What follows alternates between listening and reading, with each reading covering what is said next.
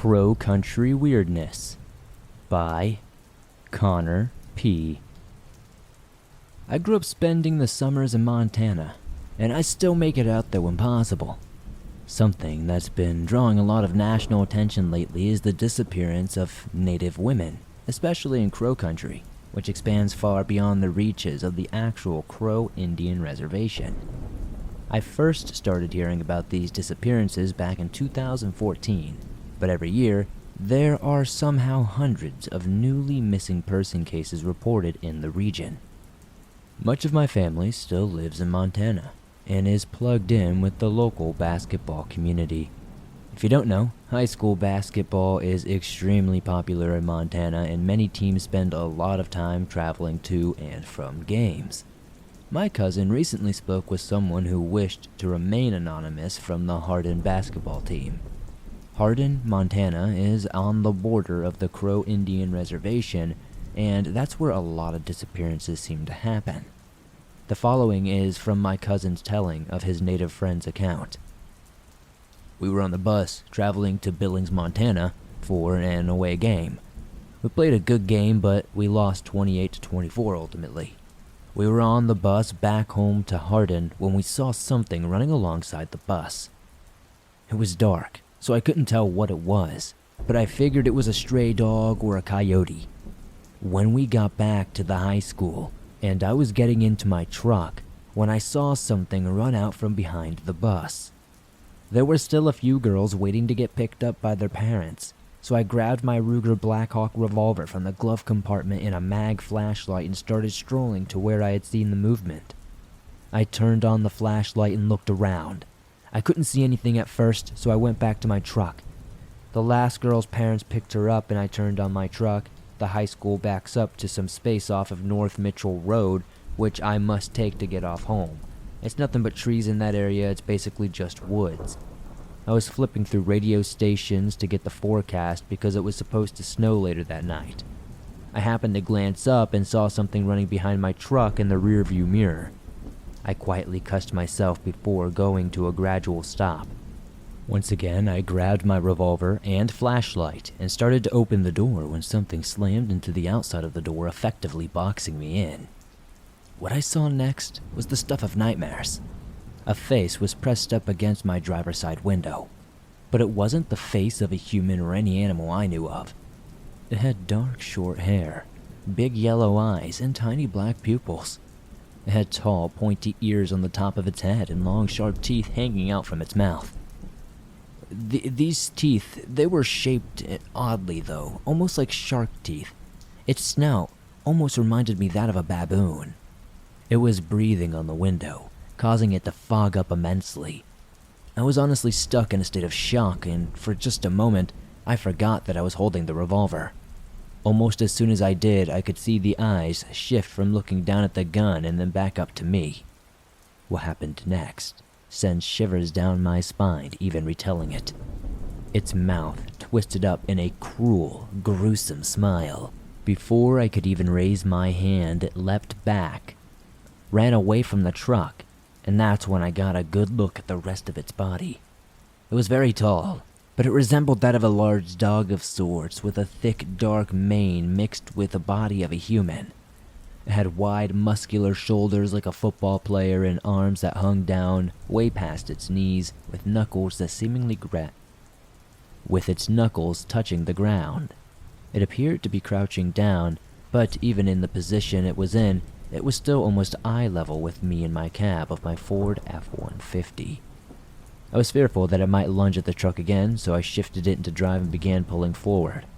Instead of slamming back into the door, it jumped high into the air and landed on top of my truck, denting the roof, before jumping off the other side and running off into the night. I swear I almost had a heart attack and crapped myself right there. I drove home the long way, frequently checking my mirrors to ensure it was not following me. His experience has left me extremely concerned for the safety of the people in my community. I can't help but wonder if that was a demon, or some sort of dogman, or something else. Maybe that's what's making these young women disappear. I'm sure that might be a stretch, but you never know.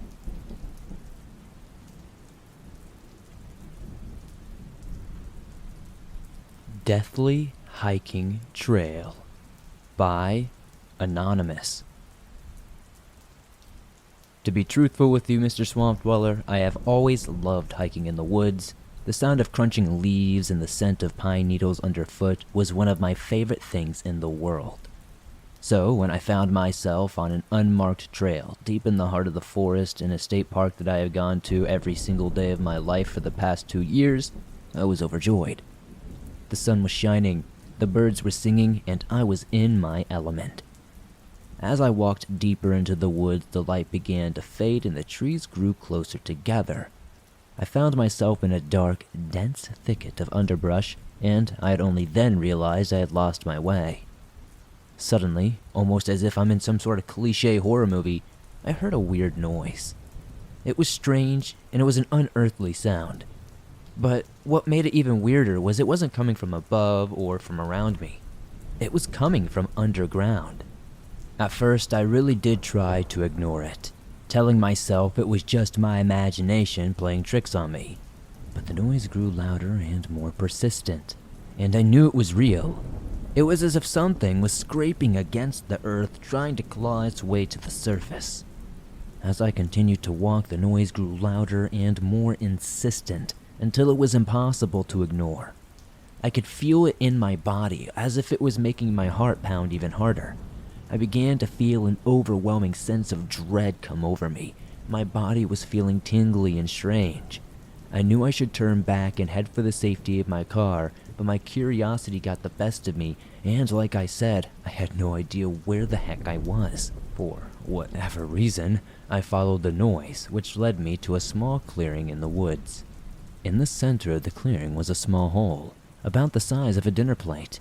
The noise was coming from the inside, and I couldn't help but lean in closer to try to hear it better. And that's when I saw it. Something was moving inside the hole. Something dark and writhing, like a mass of black tentacles. It was as if the earth itself was alive and trying to swallow me whole. I stumbled back in horror, and the noise grew more loud and more frantic. I turned to run, but the forest had grown dark and twisted around me. The trees seemed to be closing in, blocking my path and trapping me in a maze of gnarled roots and twisted vines. I was clearly freaking out and having a panic attack. The noise grew louder still, and I could hear something chasing me through the underbrush at this point. I just felt that my life was in my hands at this point, and if I did not run as fast as I could, I would be dead. My heart was pounding in my chest, my breath was coming in short gasps. At any moment I was scared that I would feel something hot and fetid breathing down my neck, and I knew that if I didn't escape now, it would be my end. After what felt like a miracle, I finally burst through the trees and stumbled out onto the road. I looked back, but the forest was oddly silent and still. Whatever had been chasing me was gone, and I was once again alone. But I knew that the woods would never be the same again. I knew that my love for hiking would never be there. Something dark and sinister was lurking beneath the earth, waiting to drag me down into the depths of its domain, and I knew that I could never, ever go back there, not if I wanted to keep my sanity intact. Hi, Swamp Dweller. I've been listening to your stories for about a month now, and I want to say you are my favorite narrator I have encountered thus far. I always think the stories you tell are fascinating, and they've got me thinking about things that I experienced myself. I am 18 years old and I live in the Netherlands, so do not expect a Bigfoot, Dogman, or any kind of cryptid story. The forests here are just way too small, and the population density is too high to have such creatures lurking about in the woods. But, as probably many of you know, that does not mean that weird things do not occur. With that having been said, let me tell my 2 stories that still make me ponder sometimes. When I was about 13 or 14 years old, a new kid joined my class and became a member of my group of friends who I still see regularly. I will call him Brent to make things easier. Brent lives at the border of the biggest patch of woods in the vicinity of my house, which has an area of about 35 square kilometers, or 13.6 squared miles for the American folk. His family has a respectable piece of land for Dutch standards, and has an extra building on the land which is used for office and guest stuff. Next to his land was an abandoned property, which consisted of 4 small buildings, of which 2 were inaccessible. Well, Brent, my friends, and I, being young teens, often went to this property and hung about the place, smashing windows and blowing up toilets and other stuff with fireworks. This eventually grew out to us having a sleepover in the guest house about once a year, during which we would wait until midnight to venture out into those woods. The abandoned property, other towns, or sometimes all of them until the sun came up. We would occasionally build and throw Molotov cocktails in the concrete shed of the abandoned property, set off heavy fireworks, and one time even blew up 15 liters of lighter fluid on the sandy plains of the woods. These woods were mainly coniferous, and, for whatever reason, sometimes had these sandy plains ranging from small to huge within them. We liked one plain because it was about 3 miles away from the house, and sand doesn't burn, so we were confident enough to set off fireworks there and not cause a forest fire. This annual night got a name, which roughly translates to Chaos Night. Childish, I know.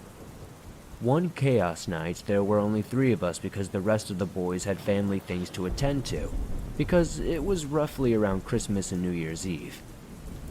That night was freezing cold, and we went out to walk to the sandy plain in the woods about 5 a.m.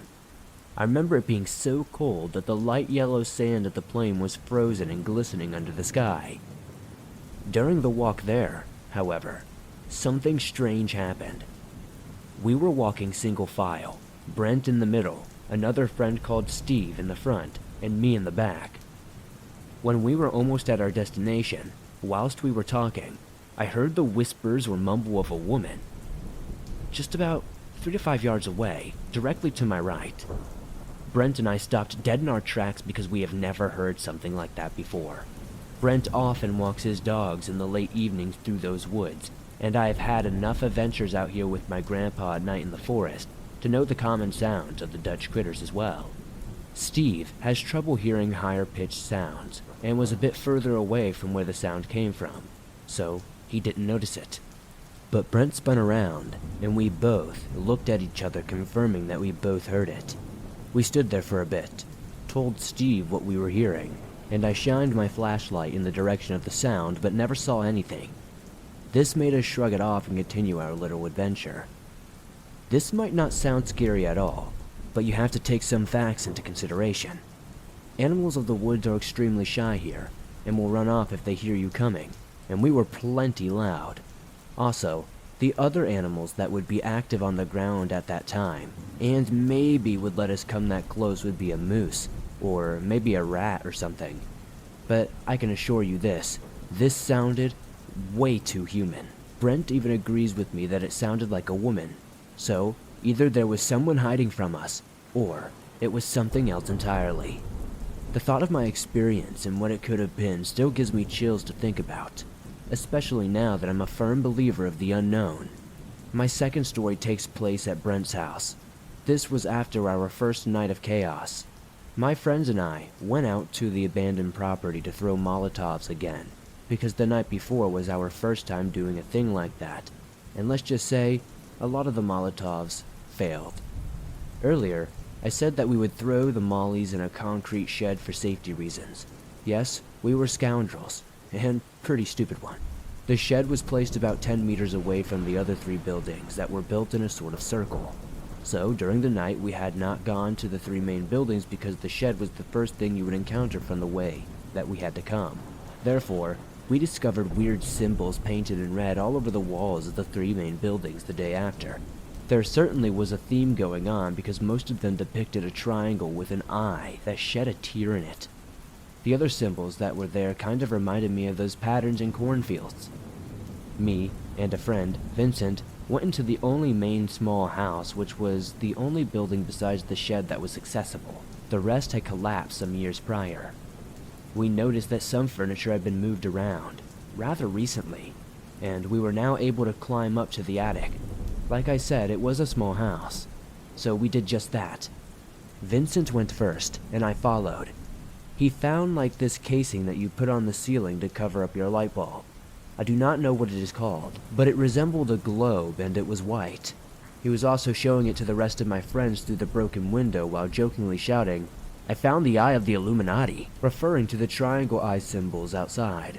While he was doing this, for some reason, I had to take a pee, so I went pee into this hole that was going into the ground. When I was done, I walked further into the attic, which consisted of 2 rooms, one in the front in which we entered and where Vincent found that weird eye thing. The room in the back was dark and only had one tiny window that was about 8 inches by 8 inches. To my surprise, there was this little filthy window there, also, that resembled an eye within a triangle painted in red. When my eyes adjusted to the dark, I saw that there was a circle painted on the floor with small candles on the outline of it. In the middle of this circle was a self-made morning star on the ground. For those of you who do not know what a morning star is, it is a medieval weapon which consists of a handle with a chain on the far end of it, and a ball with spikes protruding out of it. I picked up the weapon and brought it to the window, where Vincent was still talking with my friends outside, and immediately after I stuck my hand out of the window to show it to everybody, Vincent threw the eye high up in the air and it landed literally on one of the rocks, breaking it into 1,000 pieces. Vincent's comedy act caused me and the boys to laugh, and therefore we weren't that impressed by all of it. Sure, we were perplexed that something like that would even be there, but not necessarily terrified. After that, we threw some mollies and took the Morning Star back to Brent's house where he stashed it somewhere. That abandoned property has since been demolished and other people have built their houses there, and the Morning Star should still be somewhere in Brent's house, although I haven't seen it since that day. We still go into those woods at night sometimes, and we've had a couple of weird things happen again. If someone wants to know more or even see some pictures of the Morning Star and symbols, maybe I can send them in. Although these stories may not seem scary on their own, together these experiences creep the hell out of me, and often make me wonder what was in those woods that night, and who left that Morning Star there, and why. If someone has a clue, please leave it in the comments. Thank you for listening, and stay safe. Hi, Swamp Dweller. I don't know if you'd be interested in a story from England. It's kind of long-winded, but it's a weird and scary experience that me and my partner will never forget. To set the scene, we live in a busy city in the South Midlands of England. We have a bully breed dog and take him out for walks in the surrounding parks and woods quite often. I'm quite into the paranormal and have experienced lots of things. My mom is a spiritual medium, so I guess it comes with the territory. My partner, however, is a science graduate and is a very everything has an explanation sort of person. Anyway, on this day we decided to go to a popular picnic park just on the outskirts of the city. It's almost always full of families, dog walkers, and picnickers. It was late spring, and the temperature was just starting to hit summer heat. It was a sunny day, not a cloud in the sky, and no wind. The park was full of the usual, parents and kids with their families and dogs, old couples going for walks and the like. Here in England, bully breeds are still quite stigmatized and feared, so we usually avoid going where there are lots of people. Not that our dog is dangerous or anything, he's just overly friendly, and people freak out when he trots up to greet them. So we decided to go off the beaten track. To give you a rough idea, the park has a small lake in the center, with paths and benches that surround it. Just off one of those paths are a few farmers' fields and a thick wooded area which snakes around into another path which eventually leads back to the park. We decided to go through the cattle gate, which leads up through the farmers' fields. It was so hot and beautiful that day that nothing spooky or creepy even crossed our minds. Even though you could no longer see anyone, you could still hear kids playing and dogs barking in the distance. As we came up to the wooded area, whilst still on the dirt path alongside it, I noticed a man walking through the thick brush. I thought it was weird because he was coming from the opposite end of the woods, which literally leads to nothing. No houses or roads or anything of the likes, just endless fields and woods. I just told myself, oh, he must be looking for his dog or something. My partner noticed him too, and we shared a look to each other like, what a weirdo, and carried on walking. But I couldn't help but look at him. He looked so strange. It must have been close to 30 degrees, and he was in a thick black hoodie, black trousers or sweats. He had longish, dirty blonde hair, and maybe around our age, so mid-20s. But what was more strange is he had a dazed sort of smile on his face and his head kind of tilted to one side. When he walked, he swayed from side to side slightly. I tried to push it to the back of my mind, telling myself that he was just a stoner or something looking for his dog. He wasn't calling or making noises to get a dog's attention or anything, which was even more strange to me. Anyway, I kept looking back over my shoulder. He was in the brush for a little while longer, but then joined the path we were on and began walking our way. He must have been about 30 feet behind us. I noticed how tall he was now that we were on the same path, and how broad he was. He must have been about 6'9", closer to 7. He was huge. Maybe 17 or 18 stone, so something like 240 to 250 pounds more or less. Around this point, we noticed everything was silent. There were no kids laughing, no indistinctive family chatter, no dogs barking, no birds tweeting, nothing. The only sound that I could discern was the sound of our footsteps in the wind. But there was no wind. It was roasting hot, not even a slight breeze yet. We could hear wind blowing through the trees. Even though the sun was beating down, it felt darker somehow. Like everything was, I don't know, desaturated. My partner started to freak out, and strangely, so did our dog. Now this really struck me as weird. Our boy's the kind of dog who would greet anyone, run up to them to play. But no, he wouldn't even look back at me or the man. My partner and dog started to speed up to get away from the wooded area this weird behemoth of a man was in. I really started to freak out myself, but don't want to upset my partner even further, so I kept my cool, quiet, and kept my pace. I looked over my shoulder again, and he was closer, maybe 25 feet away. Now for a bit of context, as you exit the wooded area, you come to a path which is surrounded on either side with tall, thick bushes, and it curves around widely to lead you back to the main park. The curve is so wide that you can see far ahead, but you can only see the bushes where it curves. Neither of the exits are in view. As we reach this path, I check again, and the guy is closer still. It's still silent. All I can hear is the faint wind sounds in our footsteps, but nothing from the man. He's smiling, still in that dazed sort of way, and still is kind of swaying. Everything still felt weird and dull, and that's the only way I can describe it. I thought to myself, if this weird bloke is going to try something, I'm going to have to protect my partner. I'm only 5'8" myself, and not much of a fighter, so I grabbed my car keys and put them between my fingers in my pocket. If this dude wanted to try anything, I'd smash him in the face and leg it. I'm not fast either, but I convinced myself I'd be faster than him. I check over my shoulder again, and he is still close. I start to hype myself up. He was coming, and I was ready. I realized I couldn't hear him at all, though. He was probably about 15 feet behind me now. My partner and dog had literally hightailed it up the path, but why couldn't I hear any footsteps from him? Another quick glance, and he was right behind me, 5 feet or so. This was it. If I was going to do anything, it had to be now. If I could keep the element of surprise on my side, I might be able to stand a chance and give us the opportunity to run. I swung around as quick as I could and went to shout out at him and swipe at him, but he was gone.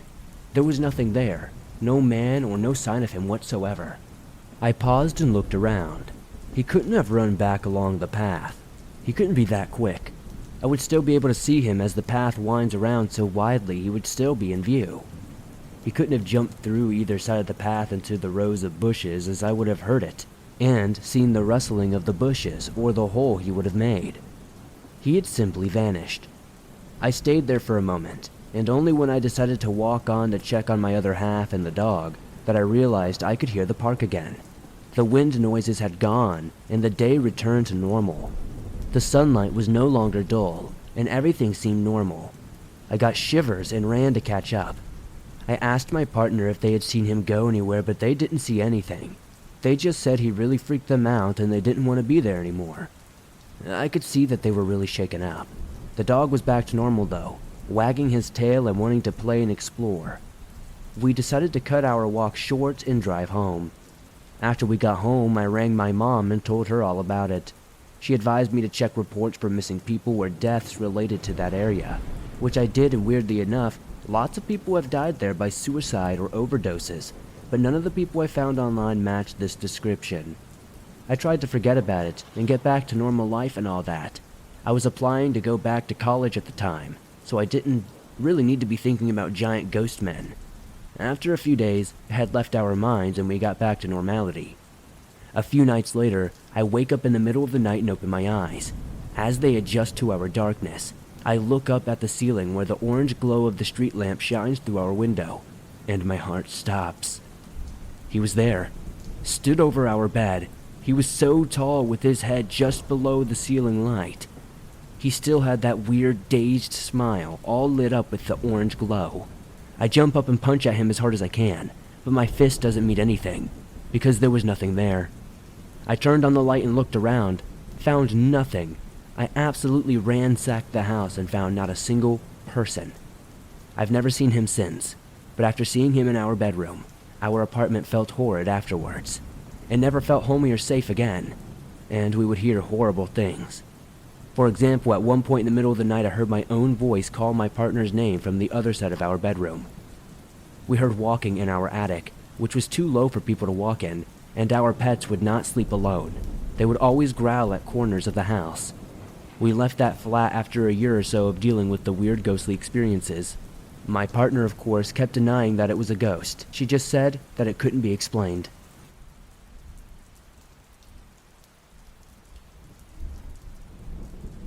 Hello, Swamp Dweller. I've sent in a few stories in the past, going under a different alias, speaking about my creepy experience with camping a few years ago. But around a week ago, I had another very strange thing happen to me. I'm 14 years old and from Belfast, Ireland. I go out a lot on nighttime walks with my friends, and most nights we only go on short ones. But this night we planned on doing something else. I met my friend on her street, and then we went and picked up my other friend. For the story, I'll call one Katie and the other one Ellie. We walked to the bus stop closest to my friend's street and got a bus to the university area of my city, as there are lots of cafes and restaurants around there, and it's quite bright. We got off the bus at the stop and started walking, looking for a cafe to go into, but we couldn't find one, so we decided to walk straight into the city center, which was a short walk away. We found an open cafe and decided to go in for a snack and something to drink. It was around 7 p.m. and it was getting dark outside, so we decided to leave the cafe and get another bus back home. We got on the bus that would take all three of us home, but at the second stop, a ticket inspector got on and kicked us off the bus when he realized we had no tickets. It was now raining slightly. We decided we would just walk to another bus stop and get on a bus that we knew would be inspector free. We walked around 5 minutes to get to that bus stop, and when we got there wasn't another one around for about 20 minutes. Damn it, let's just take the other bus to the field and then walk through it to get home, I said to both of my friends. They agreed, so we hopped on the bus and took a seat. On the bus ride back, it started to rain even heavier. When we got to the last stop, we were the last ones on the bus, and the stop happened to be in a very Protestant area, so we already felt quite unsafe being there, as 2 out of 3 of us had very unique Catholic names, and were afraid of some people hearing them and potentially harming us. I know it might sound a little weird to mention this, but unfortunately it is a true issue in the area we grew up in. We walked through some streets, and finally got to the football field that backed onto the forest that we would need to cut through to get home. We sprinted across the football field, trying not to get our shoes too wet, as it had been raining for a few days, and the field happened to be quite flooded. We got to the edge of the forest, and when the rain got a little bit heavier than it was before, the forest was pitch black, so we turned on our flashlights to see where we were going. We began our walk into the forest, taking careful steps as to not slip on the wet, muddy ground. Now, I spent my whole summer in that forest, and I would be confident in saying that I knew it like the back of my hand. All 3 of us do. When you walk in, there's a straight path that leads you through 2 small fence posts after walking for about 2 minutes. When you get past those fence posts, you take a right and walk for about 2 minutes. Then you arrive at the other side of the forest. where you exit into a huge field, which then leads you home. Although, when we took a right at the 2 tall fence posts, it didn't lead us there at all. The whole forest changed shape. We had been walking down this path for around 5 minutes now, and the rain was so loud we could hardly hear each other. This was when we started to panic. We were running around now, trying desperately to find the way out of this place. We walked up a small hill to a big tree, a tree that we had never seen before, a tree that was not there before, ever. I looked around to see my friend Katie as pale as I had ever seen her before. "What do we do now?" she screamed. I shouted back to her that I didn't know. Then her flashlight flickered. An iPhone flashlight. Phone flashlights never do that. Then, mine went out. I started to panic as it was now so dark you couldn't even see your hand in front of your face. Then, just after that happened, my friend Katie got a call from my friend Ellie's twin sister, who happened to not be there that night. Katie spoke to her in a panic, but this only lasted a few seconds as her phone randomly hung up on her. Out of the blue, it hung up all by itself and died. Weird. It was fully charged. We continued our walkthrough, still trying to find our way back. After taking multiple turns that we had never seen before, we finally reached the clearing that we had been looking for. It felt like hours of walking, and there's no telling how long it actually took. We stopped for a minute or two to calm down, when from behind us, I heard twigs cracking, almost as if there was someone walking in circles around us. I told my friends we had to leave immediately, trying not to panic them. We got to the bottom of the field we had ended up in, and I checked the time. It was 8:45, but we arrived at the start of the forest at 8:39. There is not a chance in hell that whole thing only lasted for 5 minutes. It felt like all 3 of us had been there for an hour minimum, but it was only 5 or 6 minutes. I got home and couldn't stop shaking the entire night. What just happened? Why did it feel like such a long time? Why did the flashlights flicker and then go out? Why did the forest change shape completely? Why did my friend's phone hang up? And lastly, why did I hear someone circling us in the clearing? We have all agreed to never go there in the dark, unless we are with a large group of people. If anyone has any idea what this could have been, or what we could have experienced, please feel free to inform us in the comments down below.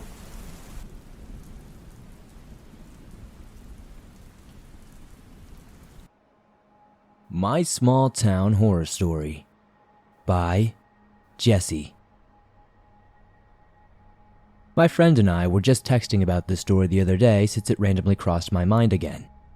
I'm about to tell the story of one winter in the early 2000s when my buddy and I were in grade 11. Our names will be slightly altered and the exact location of the main event will be omitted to help us remain anonymous. So, as you'll see, my buddy and I did nothing morally wrong, but we still want to stay anonymous. We didn't make the best safety decisions considering the situation we ultimately ended up in during this story, which is why I said I didn't do anything morally wrong. However, we did do multiple things that were wrong common sense-wise. My buddy and I had just finished working out at our local gym. We do live in a relatively small community in Canada, and people aren't really around all that often. After finishing up our workout and leaving the gym, my buddy, who we'll call Heisenberg for the sake of this story, as that is the television fictional character that he likes, suggests that we go out for a rip in his truck on some of the back roads of a nearby mountain area for fun. On the way to this mountainous or extremely steep-hilled area, however you want to look at it, we have a great time blasting music and making jokes. However, the closer we got to our destination, which was a super cool lookout over the top of the mountain, the thicker the snow started to get, as it was the middle of winter, as I said. The further we went down the back roads, the more dense the trees became, and the less noticeable the road was. This changed eventually, and we reached a clearing in the middle of the back roads. The snow was thicker than before, and finally there was too much snow for Heisenberg and me to go any further. At this point, we weighed out our options and decided to try and turn around and go home. However, we were in for a sketchy surprise. We could not turn around because the snow had gotten so deep that we couldn't back up his truck at all. The only reason we could make it to where we were was because of the speed his vehicle was going at the time. And since we suddenly stopped the truck to weigh our options, we couldn't wait back to peel out of there, We checked his vehicle to see if there was anything that could help dig out part of the snow to help make it easier to exit for us, but unfortunately, we forgot to put a shovel in the back of his truck on this day. I offered to run to a nearby town to get help. After running for just a few minutes, I stopped.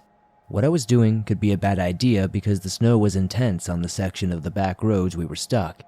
The back roads were slippery further down the mountainous area we had driven through to get where the truck was stuck. Meaning if anything happened to me, if I slipped or got hurt, nobody would likely know for a while or ever, so nobody would be there to help me. So I returned back to the truck. I didn't realize it would be safer for my buddy and me to stick together. I guess that should be common sense, and this is why I mentioned in the beginning that we made some bad choices. We panicked for a bit because nobody knew where we were.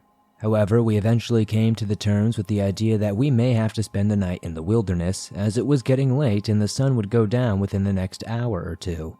Also, as it was winter, the weather was getting much colder. Unfortunately, we didn't think to prepare for this situation, and I don't think we would have been able to make it out, especially clothing-wise, because we were working out at the gym before this and were still wearing shorts and t-shirts, so we were slightly worried about the condition we'd be enwrapped in the following day if we stayed out here. Eventually, the sun began to set and the thick fog sunk over the clearing, making the lack of visibility another stress-inducing element of this whole experience. After about 20 minutes of darkness and fog, headlights appeared in the mist ahead of us. A man exited the truck and came through the fog and walked to our car. The man lightly tapped his fingers against Heisenberg's window, signaling for him to lower it. Heisenberg fell the window slightly. The man then spoke. He asked us if we were having trouble and needed assistance. We explained to him our story, precisely as I've told you so far, and he agreed to help us. We also told him that his truck was the only one we had seen since driving on this back road, and he explained that he lived in a small house just up the road and just wanted to go out for a rip in his own truck for this particular day. The man then walked back to his truck, pulled out a chainsaw, and then proceeded to walk towards our car. Just before reaching where our truck was, he departed from the clearing in the road and walked over to a nearby tree in the wooded area on the side of the back road. He then cut a few skinny branches off the tree. I got out of the truck and walked over to him. I asked him what he was doing in a polite tone and introduced myself formally as Jesse. Again, not my real name. Still, for anonymity, I'm using it, as, I don't want to be giving it to anybody. Anyways, I introduced myself using my real name when I spoke to him. He introduced himself too, and explained that he could use the small branches to help prop our truck tires on the top of the snow, and then we'd have to rev the engine like we'd never done before to hopefully get unstuck. We did eventually get our truck onto a part of the road with light snow covering. We then hopped out of our car to thank him for helping us. He told us it was not a problem, then got back in his car, turned around, and disappeared into the nighttime winter fog just as quickly as he had arrived. After he left, we agreed to eventually become 100% convinced that we had just met our guardian angel in human form, and honestly, we're just super happy we lived. I know this isn't necessarily the most, heart-pounding, adrenaline-inducing horror story, but the thought that we could have died because of our lack of common sense at the time really does freak me out, and I think a lot of people can relate. Creepy Road Trip Experience by Connor P. My ex and I were traveling around from Colorado down through southern Arizona back in 2017 or so. We paid $15 for a backcountry permit, the plan being to camp out on the White Mountain Apache Reservation, which is a super cool canyon through which the White River flows and palm trees and saguaro cactuses bloom like crazy in the springtime. We drove my 2002 Tacoma down the windy 2-track road, down to a stream we crossed in the truck. Some native kids were playing in the water. It was a beautiful day, and we had my beloved dog at the time, Cookie, with us in the air-conditioned back seat of my extended cab. Anyway, we wound up finding a fantastic shady beach to camp on. But since no one else was crossing that stream or paying for the reservation permit, the only people out there were a handful of ranchers covering the entire western Fort Apache lands, and, well, let's just say we had mixed feelings about the isolation and being so alone. I mean, there was no cell service, and in the back of my mind, I knew we had to cross that creek again to get out of there in case of an emergency. But it was nice having the place to ourselves. However, the canyon, it really did have a creepy vibe, and my dog Cookie kept staring at the hillside, which did not help that subtle feeling of being watched. We walked down the road a bit and saw an excellent path that led down to the river, marked by a sign that read simply, "Natives Only." Of course, we did not want to be disrespectful or even think about what might happen if we were caught down there. Some big white clouds were rolling in, so we returned to our sandy beach to get our tent set up. We brought some leftovers out, which didn't keep very well in the heat, but we ate them anyway. The clouds had cleared and made way for a clear and starry night, luckily. We were lying in the sand and looking up at the stars, trying to make out some constellations, when we saw what we thought at first was a shooting star. But unlike a shooting star, which is visible for a fleeting second as it burns through the atmosphere of the Earth, this star was flying around, making little turns and squiggly little routes, as if getting bigger. Just then, another light appeared closer than the first. We saw it flying right at us. It almost looked like one of those little festival rides, like when you sit in one of those little pods and go around in circles. Still, whatever this thing was flew right down into the canyon and hovered way above us, blocking out the very stars and sky that we were trying to look at. I kid you not, a thin, laser-like light beamed down from the craft. It looked like different colored lights were pulsing down from the beam, casting weird shadows in the canyon walls, seemingly materializing in other spots. We could see one of the lights was behind this bushy shrub, a few yards away from us. The bush was all lit up from behind, and we could see the light was moving around and behind the bush, but we couldn't see what it was looking for. Cookie seemed transfixed, but we weren't scared or anything at first. It was pretty cool with the lights, and we still didn't know if it was some drone or something like that, which would be odd, but not exactly uncommon these days. The light around the bush appeared to be peeking out at us, almost like if it were trying to look at us. It honestly kind of reminded me of those robots from the movie I, Robot, where the ethereal light begins with no natural solid substance, but instead comprised of energetic light frequencies similar to a hologram. This blue-green light seemed curious about us, not necessarily threatening. It also was pulsing with different colors now and appeared to be communicating via complex light patterns to the other light beings still spread out around the canyon at the time. I'm not sure what happened, but we must have fallen asleep at some point because when we woke up, it was morning, and we were in the tent. People talk about time loss and post-abduction confusion, which happened because the next day we weren't even really sure if it was a dream or if it had happened at all. We had thought about staying another night, but we thought better of it and decided to take off early. So we drove out and crossed the creek again with no problem and bumped down to Phoenix, then out to California. And apparently, that whole region is super infamous for UFO sightings. So maybe, just maybe, we got unlucky and camped in one of its hotspots.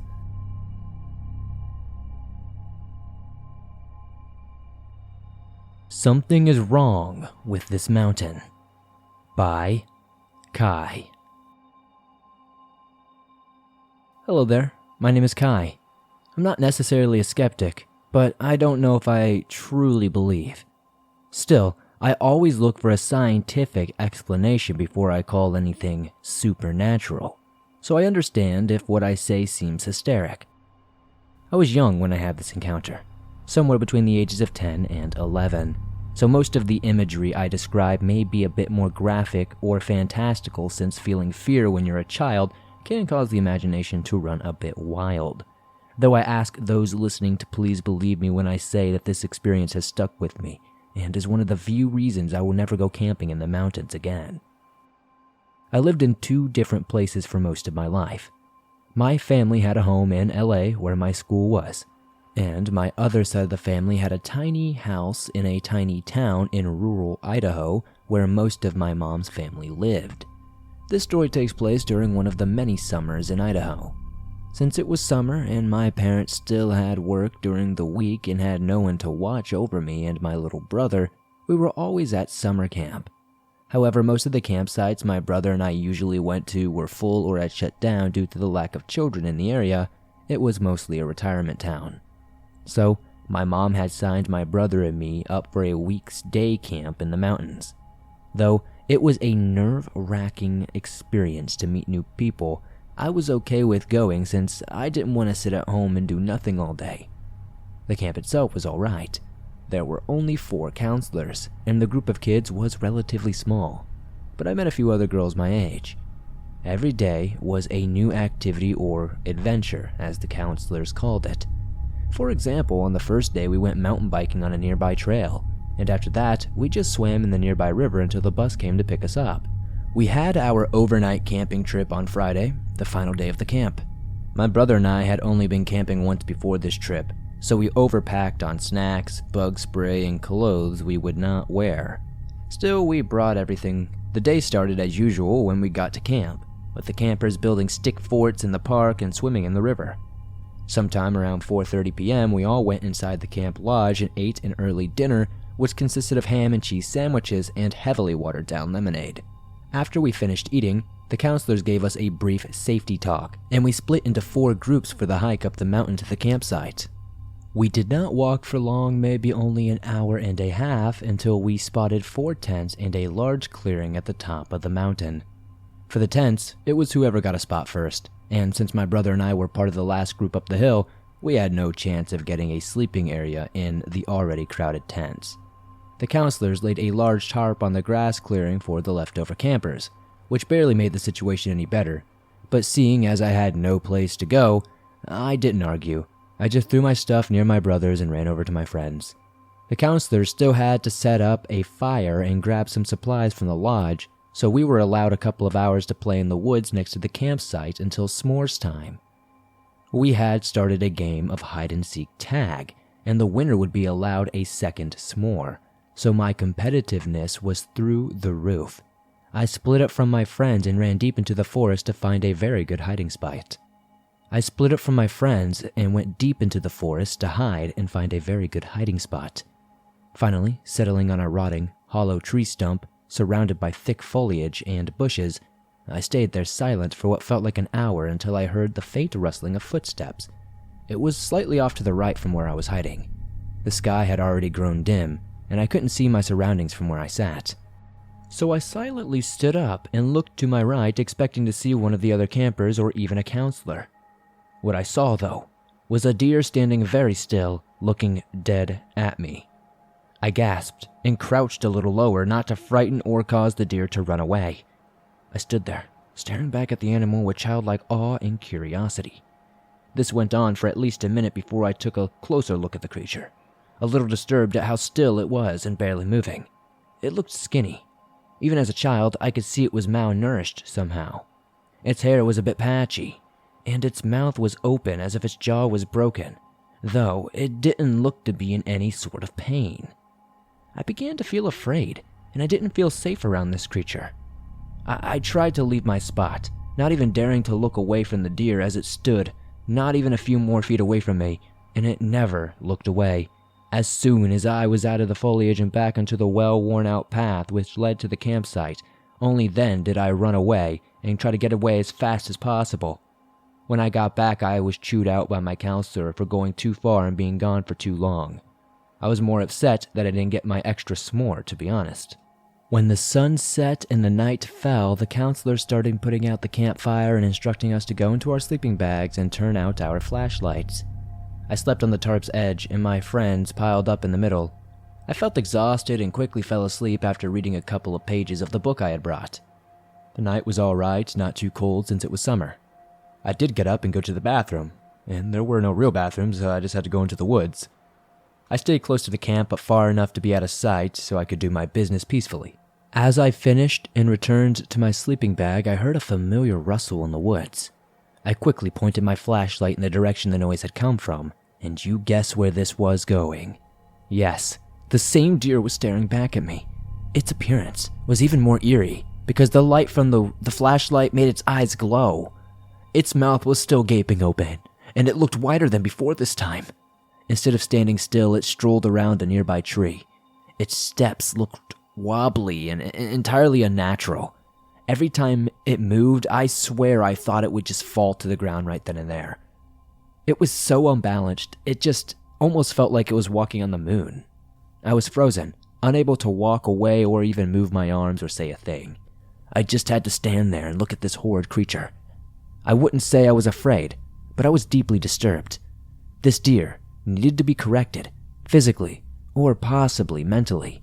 I finally could move my body after I heard another pair of emerging footsteps, most likely another camper with a weak bladder.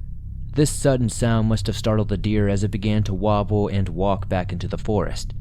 I took a few erratic breaths and quietly returned to my sleeping bag as quickly as I could. I jumped back into my bag, zipped it up entirely, and curled myself into a ball, trying my best to go back to sleep. After that night, I never went back to that camp or any summer camps entirely. I told my brother what happened, but he didn't seem as weirded out by the situation as I was. I did decide to forget about it and keep the story to myself. I don't know what I saw that night. I don't know if it was just a wounded, diseased deer or something much stranger than I can imagine. I hope this story is well enough to be shared, as I am not much of a writer. And thank you for listening.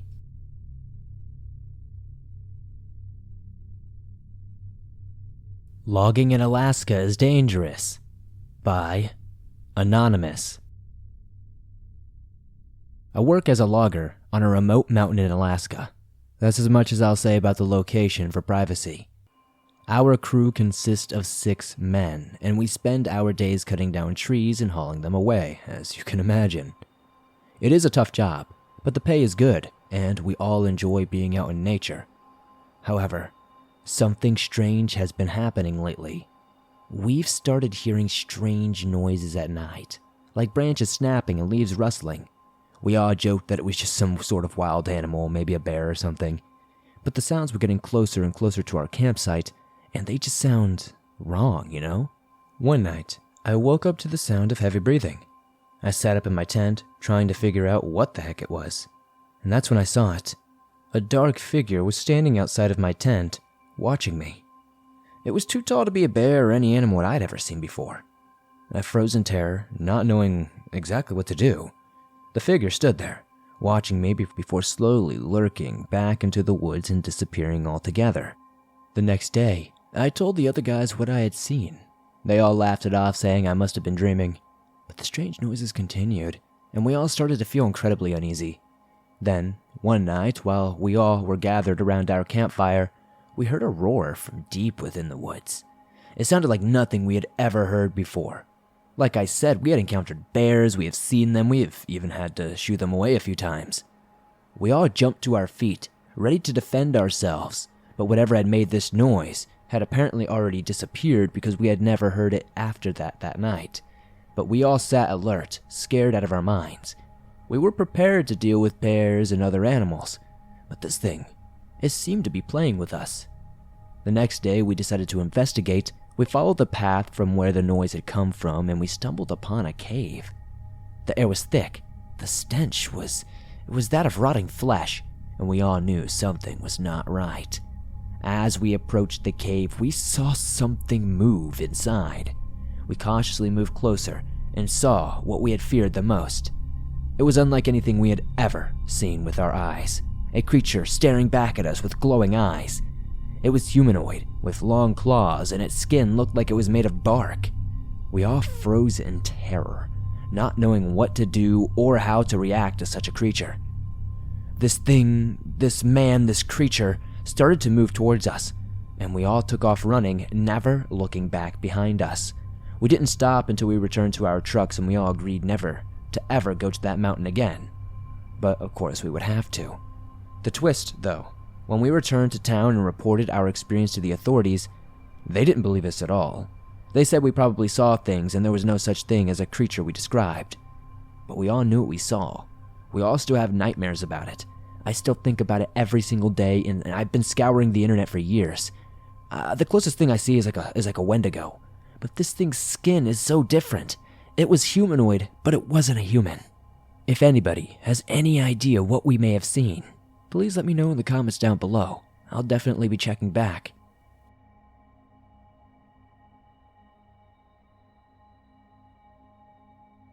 Mount Everest Scarred Me for Life by Owen Lifts Things.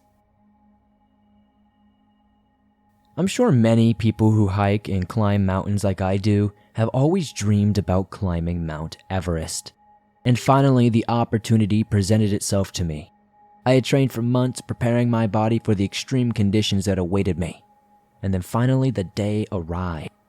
The travel was okay itself. It took a long time to get there, as you can imagine, from the United States. And we had to do more than just flying. We had to get into some sketchy, like little taxi things and go to smaller villages. It was all kinds of crazy, but it was an experience. As I finally got there and had my chance to hike up the mountain, I was awestruck by the beauty around me. The snow-capped peaks, the crisp mountain air, and the sense of accomplishment I felt as I climbed higher and higher. But as I approached a particularly treacherous stretch of the climb, I saw something that chilled me to the bone. There, frozen in the ice, right there in the middle of the trail, was the body of a hiker. It was clear that they had perished some time ago during their climb, and their body had been frozen in time forever here on the trail. Their face was twisted in agony, and their fingers were clawed into the ice. Honestly, I really didn't know what to do. Should I keep climbing and ignore the body?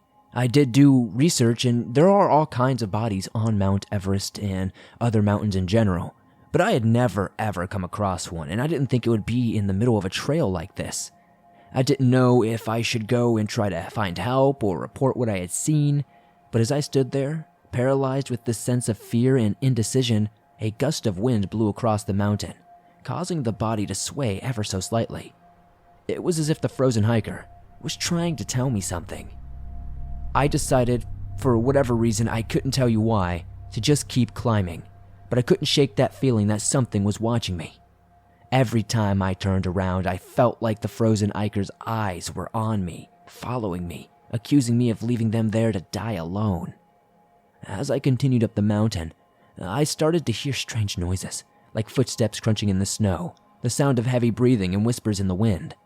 I couldn't tell if it was just my imagination or if there was something else actually on the mountain with me. Now, I'm sure a lot of people will say you were probably anxious, you were scared, you might have just freaked yourself out, you know? It happens. Placebo effect, if you will. But something felt wrong. For what felt like hours, as I made it to the final summit, the sense of accomplishment was overwhelming, but it was quickly overshadowed by the fear and this uneasy feeling that had been building inside of me this whole time. As I looked out the view from the top, I saw something that just made my blood run cold. In the distance, standing on a nearby peak, was that frozen hiker. They were looking directly at me, their eyes glowing in the dim light, and I couldn't believe what the heck I was seeing. Suddenly, I was hit by a gust of wind and the frozen hiker disappeared from view, but I knew deep down they were still there watching me and waiting for their revenge. From that day on, I've never really spoke of what I've seen on Mount Everest, but the memory of the frozen hiker and the feeling of being watched still haunts me to this day. I did report the body when I got back down. I'm not sure if they ever removed it. I have done research and heard that they do not often remove bodies, as it's some sort of landmark for people sometimes. I'm not entirely sure if that's, just a morbid thing or just because it's easier to leave them there, but it's interesting. My horrifying Appalachian Trail hiking experience by Baby Chungus 08. I have always been a very avid hiker. I spent a lot of my days outdoors, but somehow, living in the area I do, I had never actually been to the Appalachian Mountains in Virginia before. I had heard that the scenery was breathtaking and have hiked other parts of the Appalachian before. The trails were challenging, so I decided to plan a trip and try to see if I could conquer this. As I arrived at the trailhead, I felt this rush of excitement. The sun was shining bright, the birds were chirping loudly, and I felt like I was in for quite an adventure. The trail started out easy enough, but as I continued on, it got steeper and more challenging. As I climbed higher and higher, the air started to get cooler and the scenery around me became more and more beautiful. The leaves on the trees were changing colors, and I could see in miles in every direction. I felt like I was on top of the world, honestly. It was a great feeling, something you can't really describe with words. But then something strange happened. The wind, it started to pick up. The temperature dropped even more. It was like a sudden cold front had moved in out of nowhere. I started to feel uneasy, but I pushed on, determined to make it to the summit. As I continued on, I noticed that the trees around me had become twisted and gnarled. The leaves were gone and the branches were bare. It was like I had entered a different world, one that was dead and lifeless. That's when I saw it. There was a figure standing just in the distance.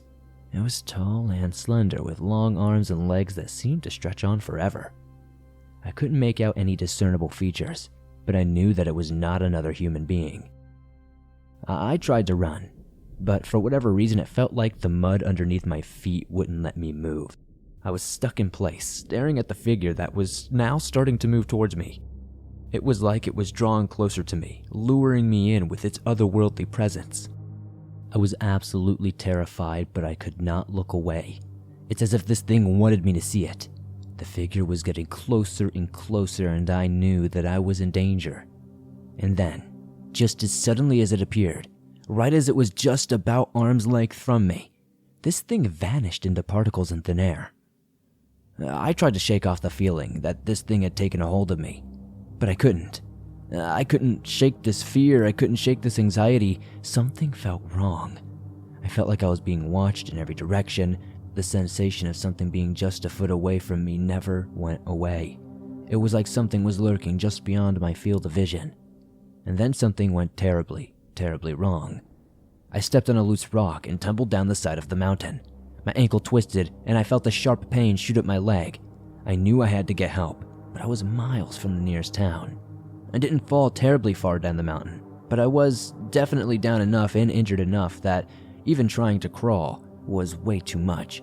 The pain was just unbearable. I knew that I was in trouble, and I didn't know how long I could hold on. As night fell, the temperature dropped even further, and I felt my body start to go numb. But then I heard a voice. It was distant at first, but it grew louder and louder with time until I could make out the words. And thank God it was a rescue team coming to save me. I don't remember much after that. I was airlifted to safety and taken to the hospital, where I was treated for my injuries. But even now, years later, I can't shake out the feeling of dread that I felt on that mountain that day. The figure that I saw, the sense of being watched, the terror of being lost and alone on a treacherous trail. It was a hiking trip that I'll never forget, for all the wrong reasons. I still hike to this day. I just keep a GPS system on me now, and I'm way more aware of my surroundings. But I still don't know what that creature was. Appalachian Road Trip Gone Wrong by Andrew G. As I drove through the Appalachian Mountains in North Carolina, I couldn't help but marvel at the natural beauty surrounding me. The vibrant green leaves of the trees and the clear blue sky are a welcome change from the city's concrete jungle. However, my peaceful drive was soon disrupted when I heard a loud pop. Noticing my tire had now honestly been torn to shreds, my car began to swerve uncontrollably, and my heart raced as I struggled to regain control of the car. But ultimately it was no use in the end. The vehicle careened off the road and crashed into a nearby tree. Dazed and confused, I opened the door and stumbled out. My head was spinning, I couldn't see straight for quite a few minutes. I don't know if I was concussed or what. It was then that I noticed something strange in the tree line. You know, at first, I wasn't really paying attention. It was hard to see straight, but as my eyes seemed to settle, I thought that I saw a deer or some kind of wildlife. But as I was squinting my eyes to get a better look, I realized that it was something far more sinister. There, lurking among the trees, was a figure that sent shivers down my spine. It was tall. It was an elongated type humanoid creature. It was lanky and pale, almost translucent. Its limbs were twisted and gnarled. Its eyes glowed a sickly yellow color. I could hear my heart pounding in my ears. I stumbled backward, trying to put some sort of distance between me and whatever the hell that thing was. But as I did this, I noticed something even more disturbing. Around me, the forest had gone deathly silent. The birds had stopped chirping, the rustling of leaves had ceased, and the only sound that I could really notice was the beating of my own heart. Trembling with fear, I realized that I had no choice but to confront the creature. I took a step forward, and it did the same. Its eyes never left me. and I could feel its malevolent gaze piercing through my soul. For what felt like an eternity, we stood there staring at each other. Eventually, I heard the sound of my roadside assistance coming, and the creature bolted off in the opposite direction of me, leaving me alone and shaken. To this day, I can't explain what I saw that day in the Appalachian Mountains. But one thing is for sure, I'll never forget the terror that gripped me when my tire popped and I lost control of my car.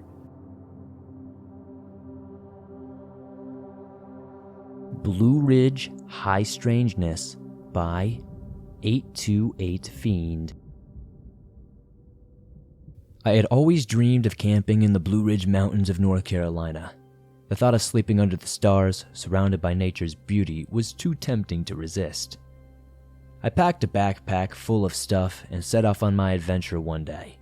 It was one of those spontaneous decisions that I made that I would later regret. The first few days were nothing short of magical.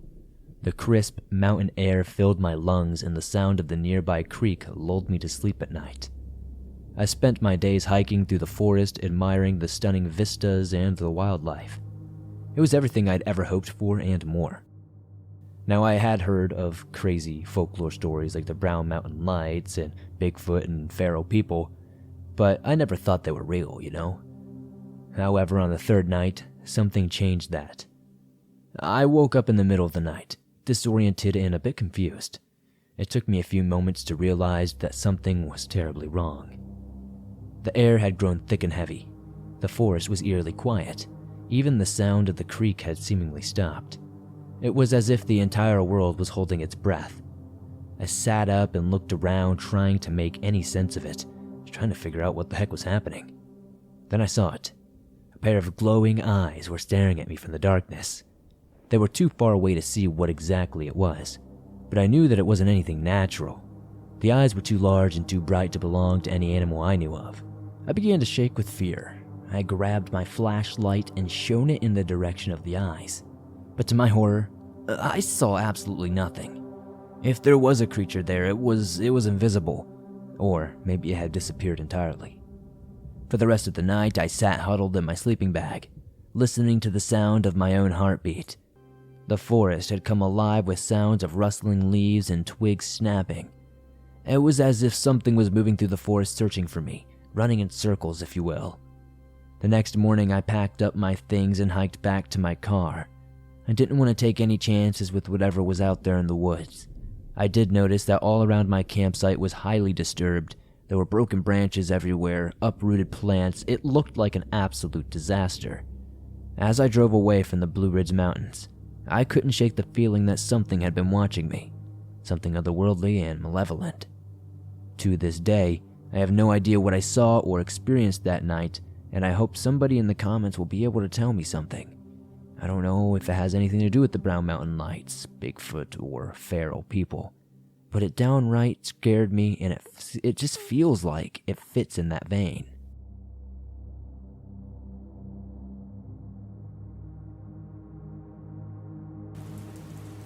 When I was about 7 or 8 years old, I had a disturbing encounter with a creature or entity.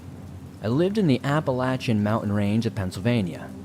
It was November when around daylight savings time occurred. I remember it was supposed to be a school day, but since the heavy snow came down, the buses could not drive out in the morning, so school was canceled for a snow day. I was excited to spend the rest of the day in the snow, playing and exploring. We had an acre of property going quite far back into the woods. I walked deep into the forest to a small frozen pond past my property line. Suddenly, the woods went dead silent. No sounds of birds, no wildlife scurrying around, absolutely nothing. I remember thinking it was strange, but kept walking to make it to the pond. I should have turned around right then and there and just went home, but I was just a naive little kid. After I reached the pond, everything was still completely silent, and the hairs on the back of my neck felt like they were rising. I started to get frightened, but I didn't know why. I felt like something terrible would happen to me if I didn't leave right then and there. So I decided, out of some random spark in my brain, to run back home. As I arrived at my backyard, I realized it was so late, and the sun was setting. My mom came running outside asking where I was all day, and never disappeared like that again. Now, None of this made any sense to me, because I had only been out for about 20 minutes or so. I left my house in my snow gear at around 10 a.m., right after the snow day call. It was almost 8 p.m., meaning I had been gone for 10 hours. I have had no idea how this happened and how I had been gone for that long. I only remember being out there for maybe a 15 to 20 minute period. I don't know if this has anything to do with any kind of cryptids or any kind of weird supernatural elements, but I do know it was very similar to the things I've heard on the Swamp Dweller YouTube channel in the past when it came to missing 411 videos. Has anyone else ever had this happen to them? Was it some sort of creature? I didn't see anything at all while out there. I didn't lose track of time, and I didn't fall and hit my head or anything. What do you think happened? Please let me know in the comments, and thank you Swamp Dweller for sharing this experience. I know it might not be super terrifying, but the details surrounding this experience will forever have me scratching my head.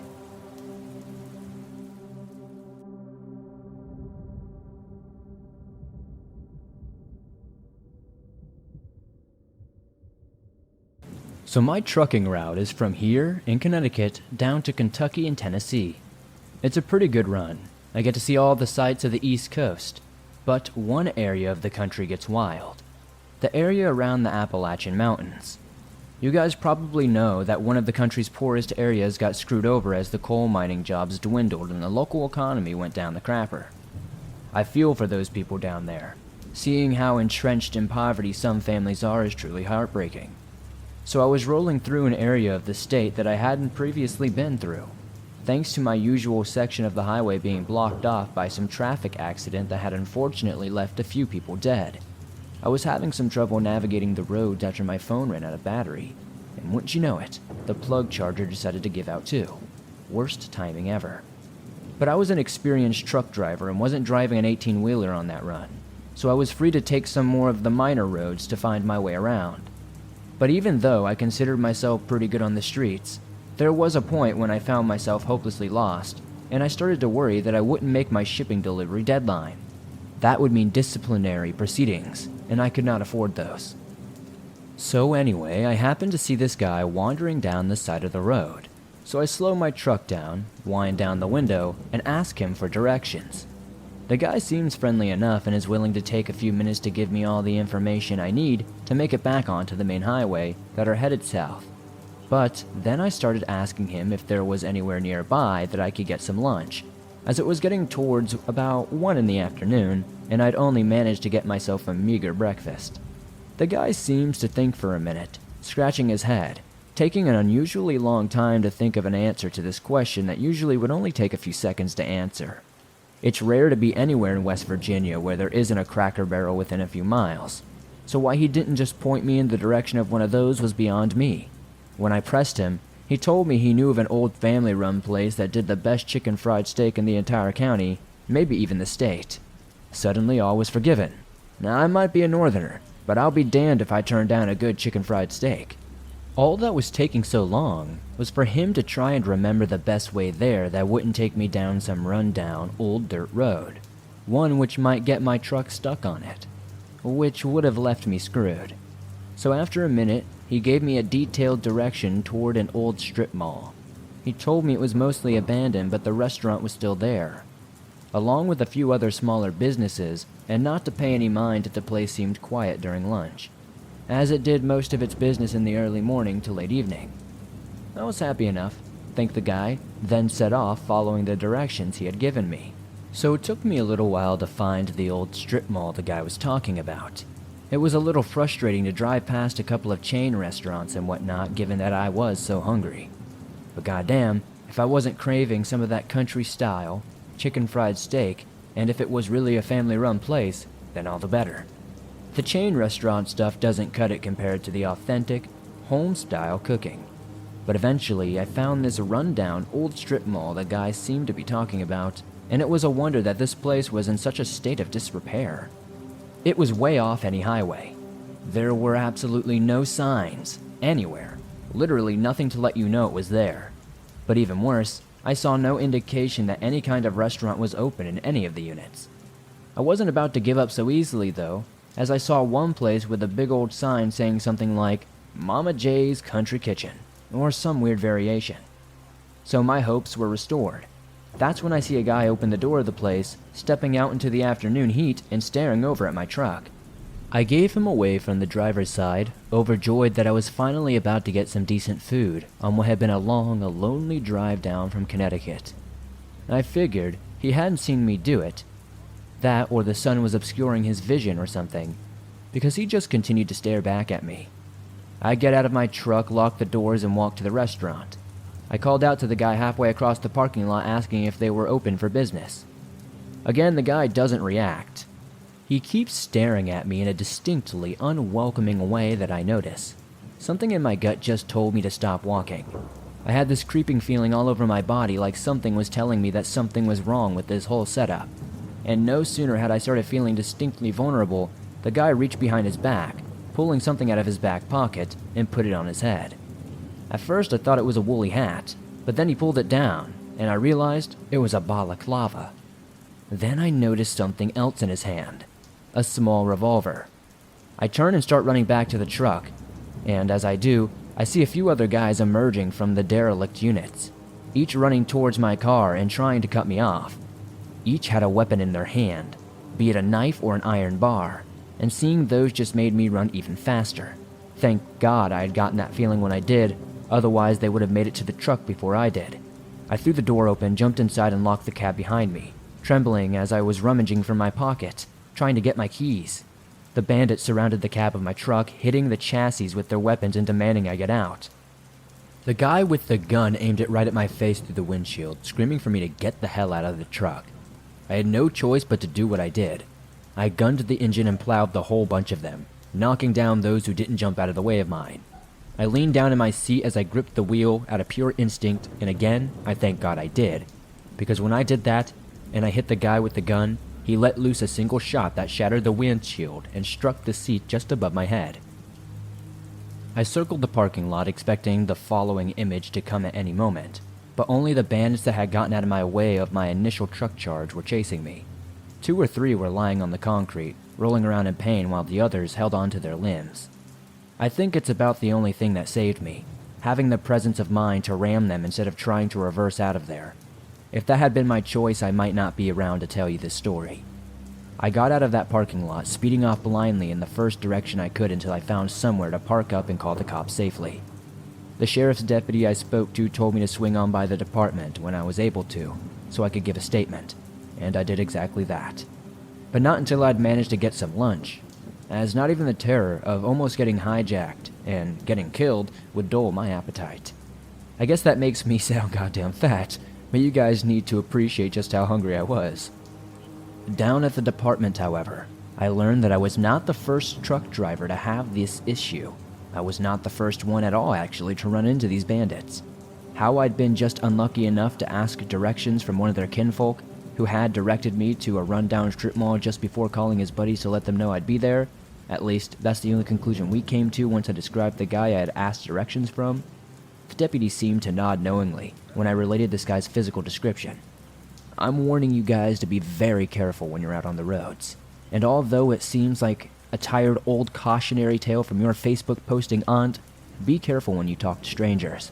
There's no way of knowing who they actually are.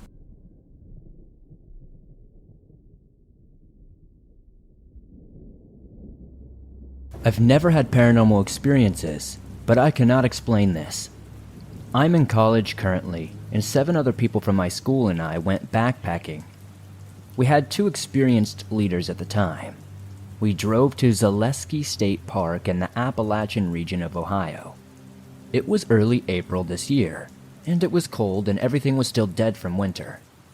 After hiking miles into the forest, we set up camp at a backpacking campsite, and there were a couple of other groups of people there. As a few were friendly older couples and then 2 college-age girls, everyone was pretty spread out. We set up camp further away from everyone else. I have always been able to sense the energy of places, and at this point this place didn't feel very great. It was almost spooky. Each of us had individual 1-person tents, and we formed a cluster on this site, with my tent in the back so no one would be behind me. Our group was next to the forest because this backpacking site was like a big cleared off square in the middle of the trees. Fast forward, I'm dead asleep and it's sometime around 2 a.m. I wake up to leaves crunching behind my tent. I hear footsteps walking in circles around my tent. They had a sort of heaviness to them that couldn't be a deer or a dog. Also, it sounded like it was on 2 legs and not 4. I cannot make this up. This creature, or whatever it was circling my tent for long periods, slowly creeping up to the sides of my tent and then just stopping. And then it would move on to walking around the rest of our tent cluster. I could hear a human-like breathing from the mouth when it was close to my tent, like a light sort of heaving. I was shaking, too scared to unzip my tent and investigate. I kid you not, this seemingly went on for hours, and in my experience it seemed like I was the only one who was awake. Out of nowhere, I see an illuminated light shape from my tent, although I couldn't tell you what it was from inside my tent because it was all zipped up. It was like a warm glow, and it didn't move like a flashlight. I was paralyzed in absolute fear. I couldn't believe this was an animal. At some point, I fell asleep due to sheer exhaustion, but I could hear the heavy footsteps circling until I did. In the morning, I questioned my fellow campers about it, and my leader admitted she heard the footsteps and noises as well. Realizing it was bizarre, and she would have investigated had she not been so dizzy, one of the boys in the group said they also noticed the light that came on but thought it was someone else. Not a single person in this group went to go to the bathroom at night or turned on any sort of light. I've heard about the Appalachian regions being creepy and bizarre, and now I truly believe it. Some people online have leaned towards Bigfoot because apparently he is associated with light orbs. I've never seen a Bigfoot, and I've never really been a Bigfoot believer, but I'm telling you, this didn't feel like it was just any animal like a bear.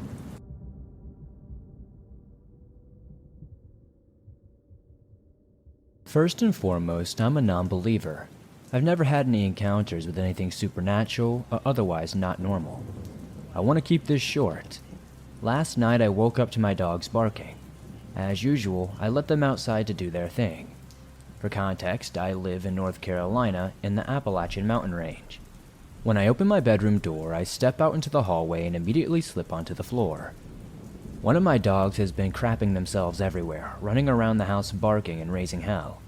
I get up and get to the door to let them out, and turn back toward the closet to get some cleaning supplies.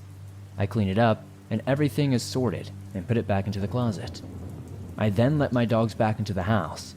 At this point, nothing too strange has happened, so I open the door to let the dogs in and 2 come in immediately.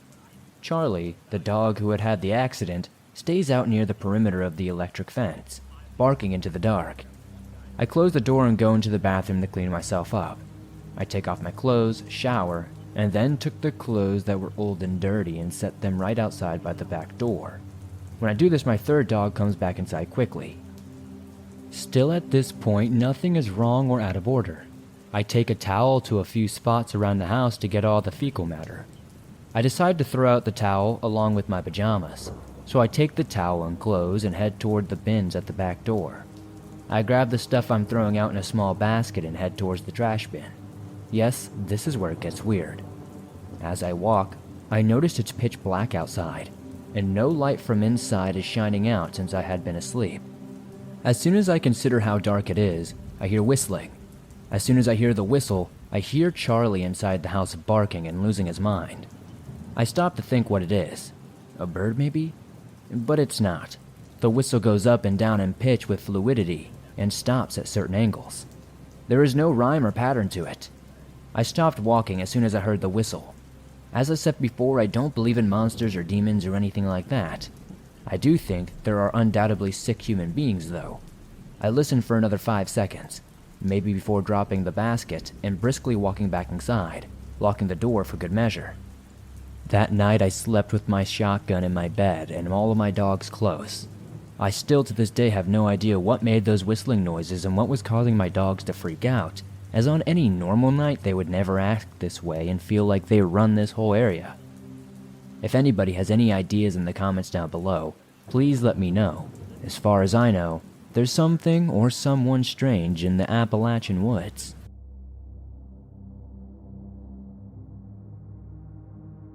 First, I will say I'm not a believer or a skeptic. I don't know how to describe myself, honestly. I try to find scientific explanations for things while considering that it could very well just be something crazy. This time I can't call it anything but nuts. I'm an avid hiker and hunter. No, this is not a skinwalker story. I like to go into the woods for days at a time and camp, hunt, and fish. I do this quite often in the Appalachian area. I went into a forest, off the beaten path in the Daniel Boone National Park, as per my usual MO, and searched for a nice place near a creek with plenty of room to set up camp. I had my survival gear, rifle, and camping supplies. My buddy was with me, but he wasn't around when I ran into whatever this thing is. About 3 days in, we were sick of fish, so I went to grab some squirrels, seeing as how they were plentiful and the only thing in season. I'm not going to BS you. Squirrel hunting with a big-ass gun is not really a thing. All I had that would work was a .22 and a knife. I got about 30 minutes from camp, so I was well out of sight and earshot from my friend.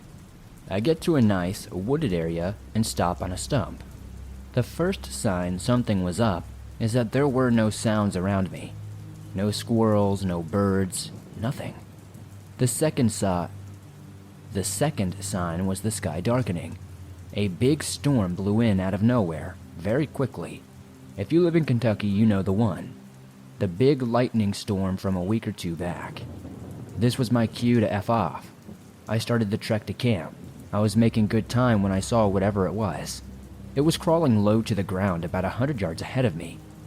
My first thought was a bear, but then it stood up, not on all fours or 2 legs. It had 6 limbs, 2 arms and 4 legs. Then it hauled ass until it was out of view. Pretty freaky considering it was in the middle of the day during a storm. There's a distinct chance I saw things off and I was maybe just hallucinating, but I'm not so sure. I told my friend about it and he got uneasy and suggested we leave. He's a bona fide Appalachian man, so bet your ass as soon as the storm cleared, we cleaned up camp and left out of there as quickly as we could. I don't know what this was. Maybe some sort of Bigfoot, maybe some sort of hybrid creature. I couldn't even begin to tell you. But there's something in the Appalachians that's unnatural.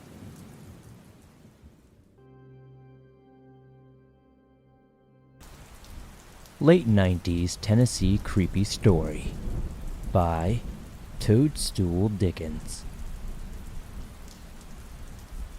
When I was just a kid, I lived in Clinton, Tennessee.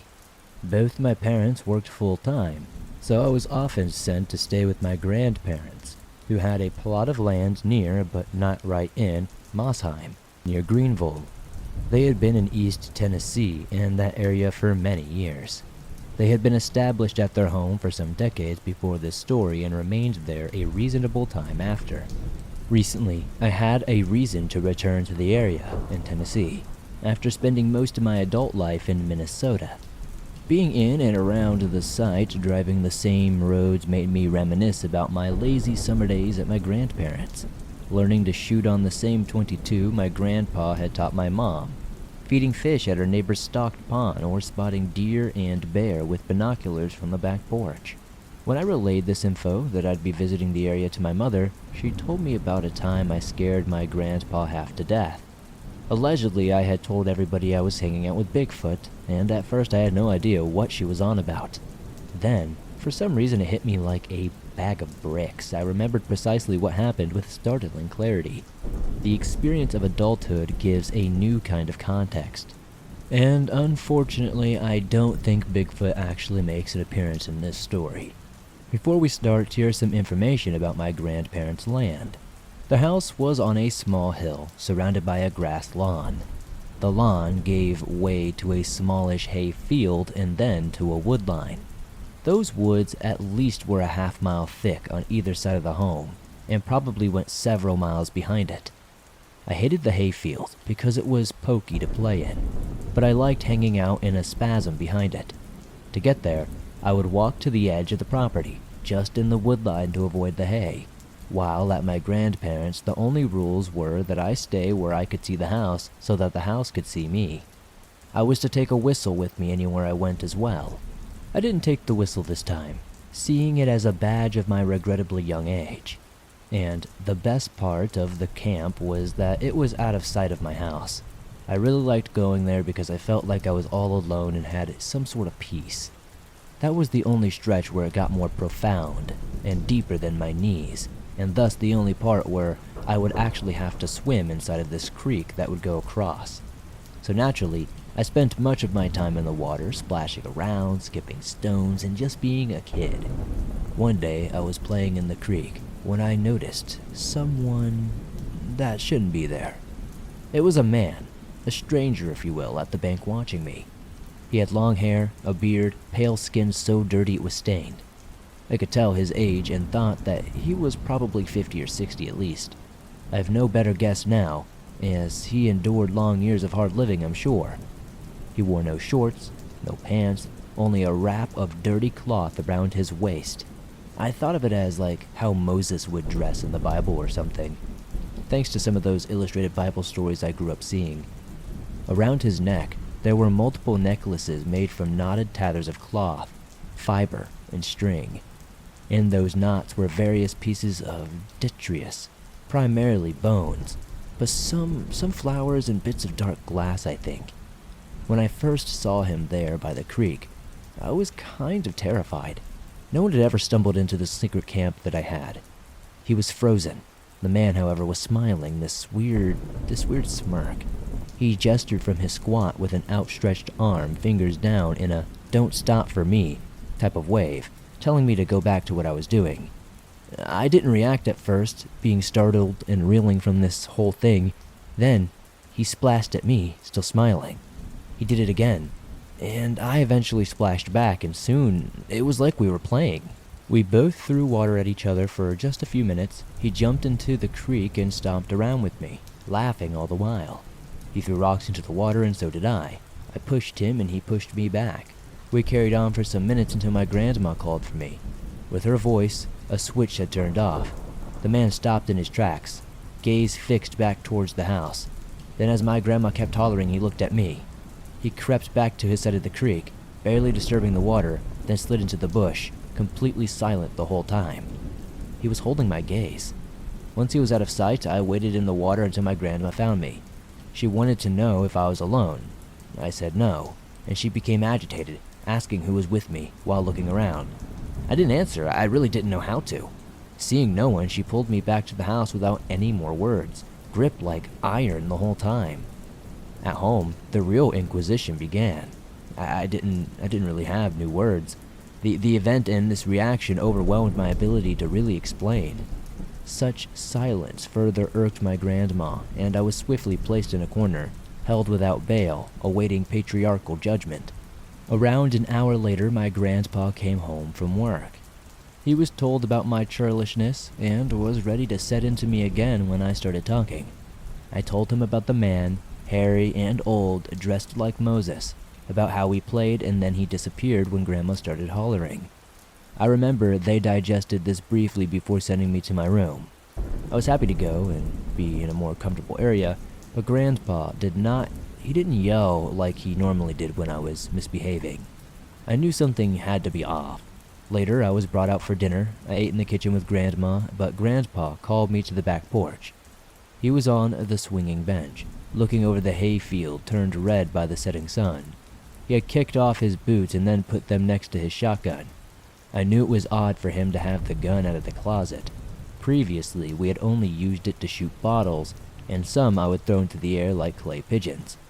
These escapades were accompanied by speeches about how guns were dangerous and only for adults. He went through that whole story again, telling me about guns. Then he went through my story. His tone was deadly serious. Eventually, he asked me how hairy this man was. I told him absolutely everything, thinking this was the correct answer. He asked where, and I told him where. He mediated on this, and I grew even more nervous, worried I was in some sort of trouble or causing problems. I just wanted the situation, wherever it lay, to end. So when he finally asked me to swear in the name of Christ and on my mother that I was telling the truth about everything, I did. After some time, though, the family memory became that I hid in the creek and made up a tale about Bigfoot. At the time, everyone was distraught with me, and I was forbidden from returning to the stream or anywhere out of sight. The enforcement of this rule, like the others, could have been better. Even so, I didn't go into the spasm for a while. In my memory, I stayed away for a very long time, but I'm sure, in hindsight, it was probably only like a week. The hiatus feeling interminable to my elementary-age self. When I started going back to that little camp and little creek area, I took a bucket of toys, mostly my Godzilla collection, and a thick stick plucked from the woodline. I was rather conflicted on what to do if the man returned, imagining either impressing him with my toy collection or clubbing him, or maybe both in turn. Eventually he did show back up though. He appeared next to me as I was dozing off under a tree on my side of the creek. I was once again gripped with terror and horror. He was not smiling, his face was expressionless as he lurked beside me, having watched for who knows how long, before I finally smelled him. I scrambled away, leaving behind my stick and toys. Coming to my feet a yard out, I stood in the sun while the man watched me from the shade. Eventually he crouched and started looking through my bucket. I remember becoming indignant as he examined my toys individually, only to toss them into the dirt. Finally, it came too much and I started to lecture the man. I was telling him how he got me in trouble, how he was a weirdo, how he stank. At some point, he stopped looking through the things and calmly watched my tirade, face still neutral, eyes analytic. Once I had concluded my lecture, I sat back under the tree to pout, having become hot in the sun. I remember the man made a noise, kind of like a grunting snort, and when I looked at him, he was chuckling while he inspected the last few figures in my toy. I wanted to laugh too, but was more determined by my, will to stay sullen. Once again, everything was out of the bucket. He put one figure, which was Guido Hara, back into it. He then stood to his hunched fullest, took the pail by its handle, and began his way back into the woods. I stayed by the tree until he turned, said something, not even a human word that I could figure out, and gestured forward. At first I didn't comply, despite knowing he wanted me to follow him. After just a few moments he yipped, clicked his teeth, and gestured again more empathetically.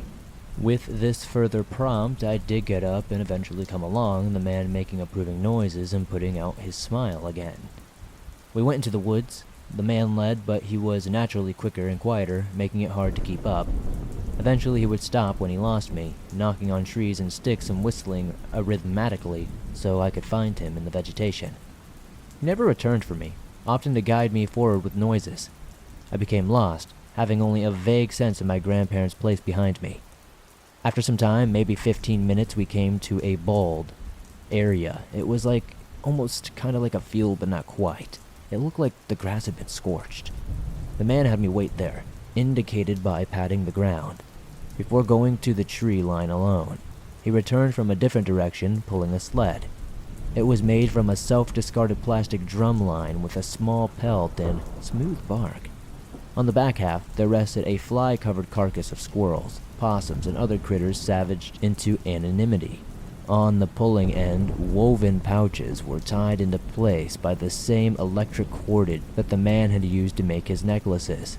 He put my bucket on the sled and tossed Gyodora in a bag. He then called me closer with a glottal noise and beckoning wave. I saw the sledge pouches held many odds and ends. Dried salamanders, mushrooms, metal bits, and glass fragments.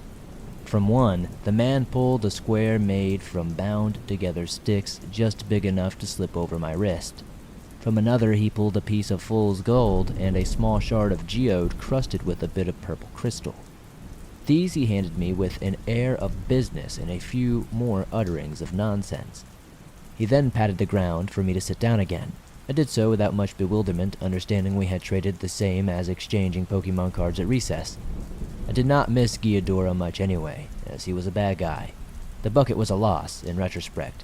Gyodora was chosen because its dull gold scales resembled something valuable. The bucket for its apparent ability to hold things. The man returned and gestured me to follow by slapping his thigh. I did this readily during the hike before I tried to keep up and pay attention. I did so moderately well, having to be whistled over a few times. I did notice that our path needed to be straight. The man led me one way and then another, making turns unneeded by the lay of the land. We eventually came out by the creek, but from a different approach than we had left. I could hear my grandma calling for me again, not from up the hill, but from out in the field. The man would not cross the creek, but pushed me to do so.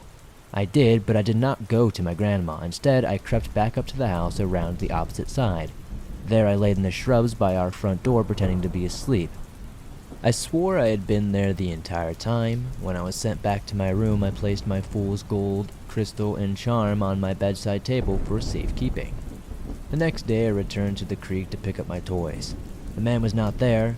However, that summer, he revisited me to sit under the tree, throw rocks at the water, and yammer softly to himself. I would bring snacks and candy to share, and he would likewise give me stringy dried meat, which I have not yet to eat, which I have yet to actually eat, or honeysuckle blossoms, which I still eat sometimes, and he would also take my old bucket and use it all the time, I noticed. He seldom visited long and never splashed and whooped as he did with the first meeting. You may wonder why I sent this story into Swamp Dweller Show rather than some wholesome blog. Well, there are two more occasions I wanted to account for. One gruesome and one awful. The event that occurred near the 4th of July, I had brought 2 boxes of Bang Snaps to the creek. The man was initially very wary of little fireworks, but quickly appreciated their miniature pyrotechnics. He took the box I gave him gratefully, and even taking the empty container is likely for the wood shavings, which are excellent fuel. Using the Bang Snaps, I scared a turtle into the water on the opposite bank. It sat there watching us from afar on the shore. After stowing the Bang Snaps in the bucket, the man noticed the turtle. He scooped up a smooth stone with little thought and threw it with force and accuracy into the turtle. He then waded off to retrieve the slider, which struggled meekly in his grasp. One leg knocked clean off. On my side of the river, he took a new piece of the stone from the bucket, on the side, rounded. He fit it to his hand perfectly, and then he hit it, cutting this thing open, working with deft experience. The man began chomping the live turtle above its neck, and pulling the shell from the top, the thing struggled and bled as it was bisected. The dome eventually came free, and the turtle dropped to mingle its viscera with dirt and sand. The man rinsed the shell from the river and offered it to me. In wordless horror, I ran. That evening I came back to put the turtle into the flowing waters of the creek so it would leave. The shell itself was nowhere to be found. This experience did not deter me from going to the creek or the man from visiting me again. However, sometimes he would try to call me away from the stream with thumps and whistles. I would tell him I heard him and refused to move. On some occasions he would join me, on others he would leave. The last time we met, we sat under the tree sharing cocktails. From the woods came a whistling and a woodpecker's staccato knocking. The man looked up and whistled back. There were a few more such exchanges before he stood, collected his bucket, and beckoned for me to follow. I was curious and felt comfortable with the man as a guide, so I did as I was asked. He took me back to the area that I told you about, that bald area. A direct path this time, periodically stopping to call or respond to whoever or whatever was talking to him. Waiting for us there was a woman and a child. The woman was dressed the same as the man, topless, wrapped at the waist. She was dirty with long hair and a wiry frame. The child was in similar state, wearing a sack that went to their knees. The man sat on the ground, and the woman joined him, sitting in his lap but leaning forward so her elbows rested on her crossed knees. She had dark brown eyes that were fixed on me. The other child would not look up for whatever reason. I didn't know what to do and didn't speak. The other kid lifted their sack to wipe at their nose, and I learned under all that dirt, they were indeed human. The man made a noise and drummed on the woman's bare back. The kid looked at them, still hanging her head, hair covering her face. The woman yammered and swatted at the girl lazily. The man echoed her noises, slapping skin to skin once more. At this bizarre scene, the girl stumbled toward me, stopping close enough I could smell her and hear her wheezing breath. She was thin, but not emaciated, and slightly taller than me, should she have straightened up. The man and woman fussed some more, and the girl leaned close, pressed her cheek to mine. Her hair was in between us, greasy and cold. She made no move to embrace me, no move at all. Instead, they only pressed limply against me and breathed so loud, and that's all I could hear. During this time, the woman approached. She pulled the girl back by her shoulder with one hand, delivered a flurry of slaps at the crown of the girl's head. The woman then gathered the girl's hair in one hand, using the other to sweep back her bangs. The girl was then made to look at me and face the bear. One side of her jaw was bulged out, skin smoothed over a lemon-shaped bump. The deformity twisted her mouth. Her nose faced to one side as if it was affixed sideways and leaked a trail of clear snot. One eye bulged and roomy, and the other startlingly regular. It looked at me blankly and was dark brown.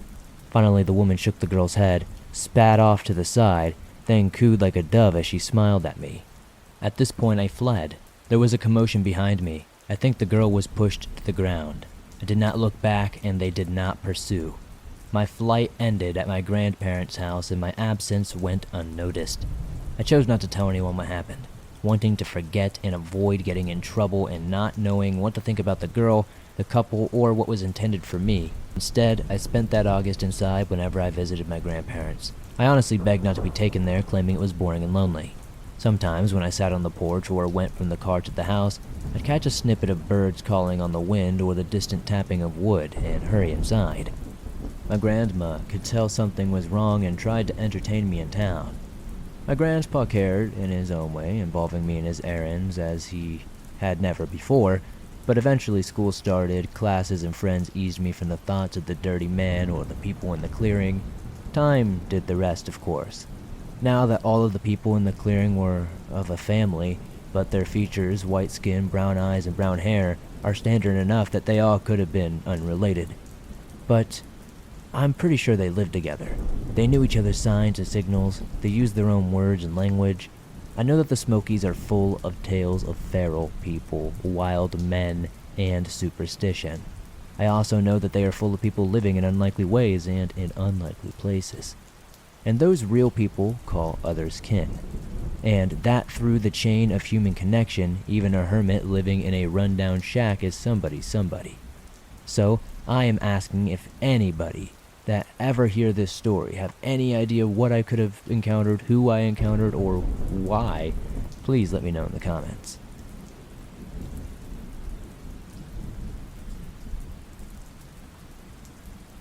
Something ran in front of my car. By Anonymous.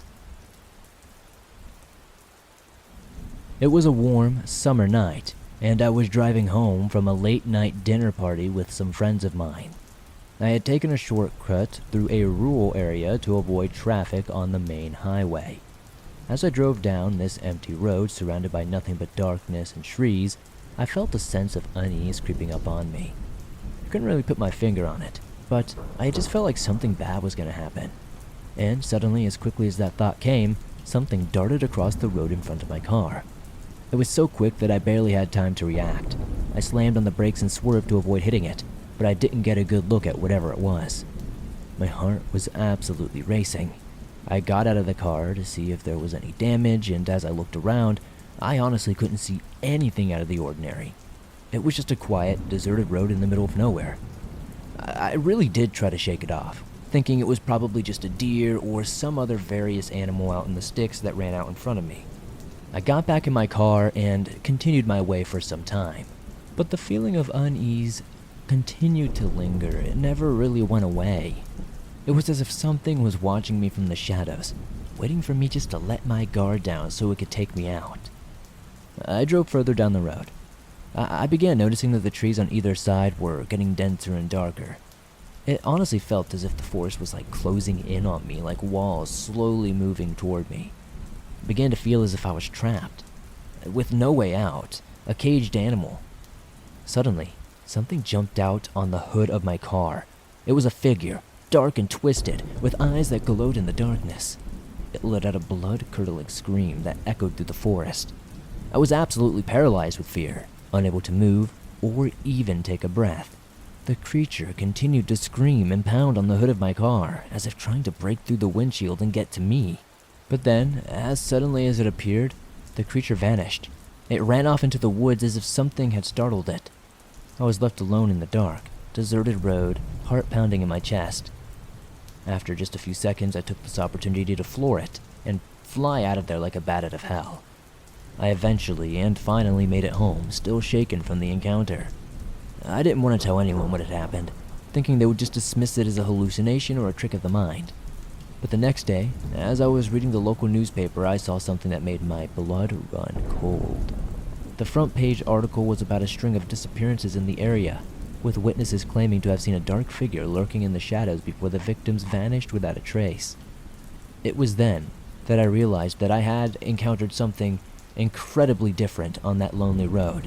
It was no ordinary creature. It was something more sinister, something that preyed on unsuspecting travelers like me. And I knew I was lucky to be alive, and to this day I am very grateful. My Family Doesn't Backpack Anymore by Jonathan. I remember my family's backpacking trip when I was 10. It was just like yesterday. It's so clear in my head. We were in the middle of nowhere, surrounded by towering trees that seemed to reach up to the night sky. It was peaceful and quiet, with only leaves rustling in the wind and birds chirping off in the distance. But then, everything suddenly changed. We were walking along a trail when I saw something move out of the corner of my eye. At first, I thought it was just a deer or something of the sort, but as it got closer, I realized it was something else entirely. It was deer-like in appearance, but its eyes were glowing a bright red, and its antlers were twisted and gnarled like something out of a nightmare. I screamed and ran off, but the creature was behind me in a matter of seconds, its hooves pounding right behind me. I could feel its hot breath on the back of my neck, and I knew that if I slowed down even for a millisecond, it would catch me, and my life would be over. I could hear my family calling out to me, but I just couldn't stop. I was far too afraid, too consumed by the terror of being chased by this monster. I didn't know what it wanted, but I knew it was nothing good. I ran for what felt like hours, my head pounding from dehydration, my chest heaving in pain, and my legs aching with exhaustion. Finally, I stumbled and fell to the ground, breathing a ragged gasp. But when I turned around, the creature was nowhere to be seen. It had vanished as if it had never been there at all. I was shaking with fear, and it took my family quite a while to catch up to me and calm me down. They tried to tell me that it was just my imagination, that there was no such thing as monsters, but I know what I had seen. Years later, I'm still having nightmares. I think about that day all the time. It's just something that just won't escape my mind. I'll never forget that terror. I'll never forget when I had that feeling of being hunted by something that shouldn't exist. I know this story might seem a little anticlimactic, and I do apologize for that, but it's just something I had to share with you all.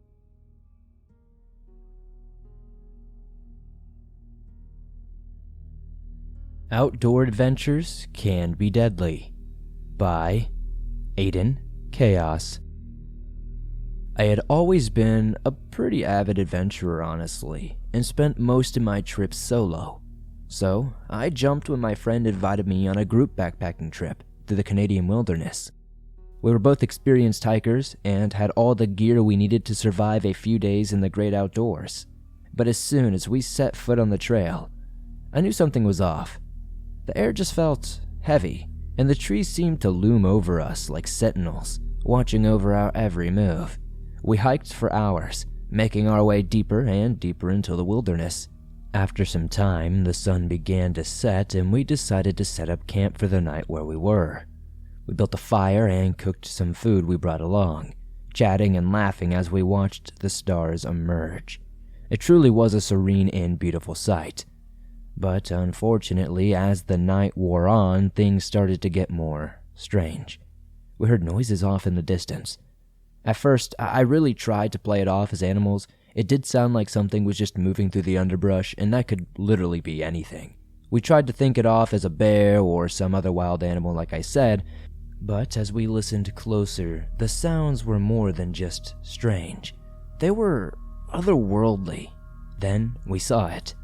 At first, it was just a flicker of movement on the edge of our vision, but then it stepped into the light of our fire, and we fully saw what this thing was. I don't even know how to explain it other than that it was humanoid, but its skin was sickly green. Its eyes glowed with an otherworldly light. It had long, spindly fingers, and its limbs were twisted and distorted like it didn't quite belong in our world. We all froze, me and my friend, staring at each other and then looking back at this creature, too scared to move or even breathe.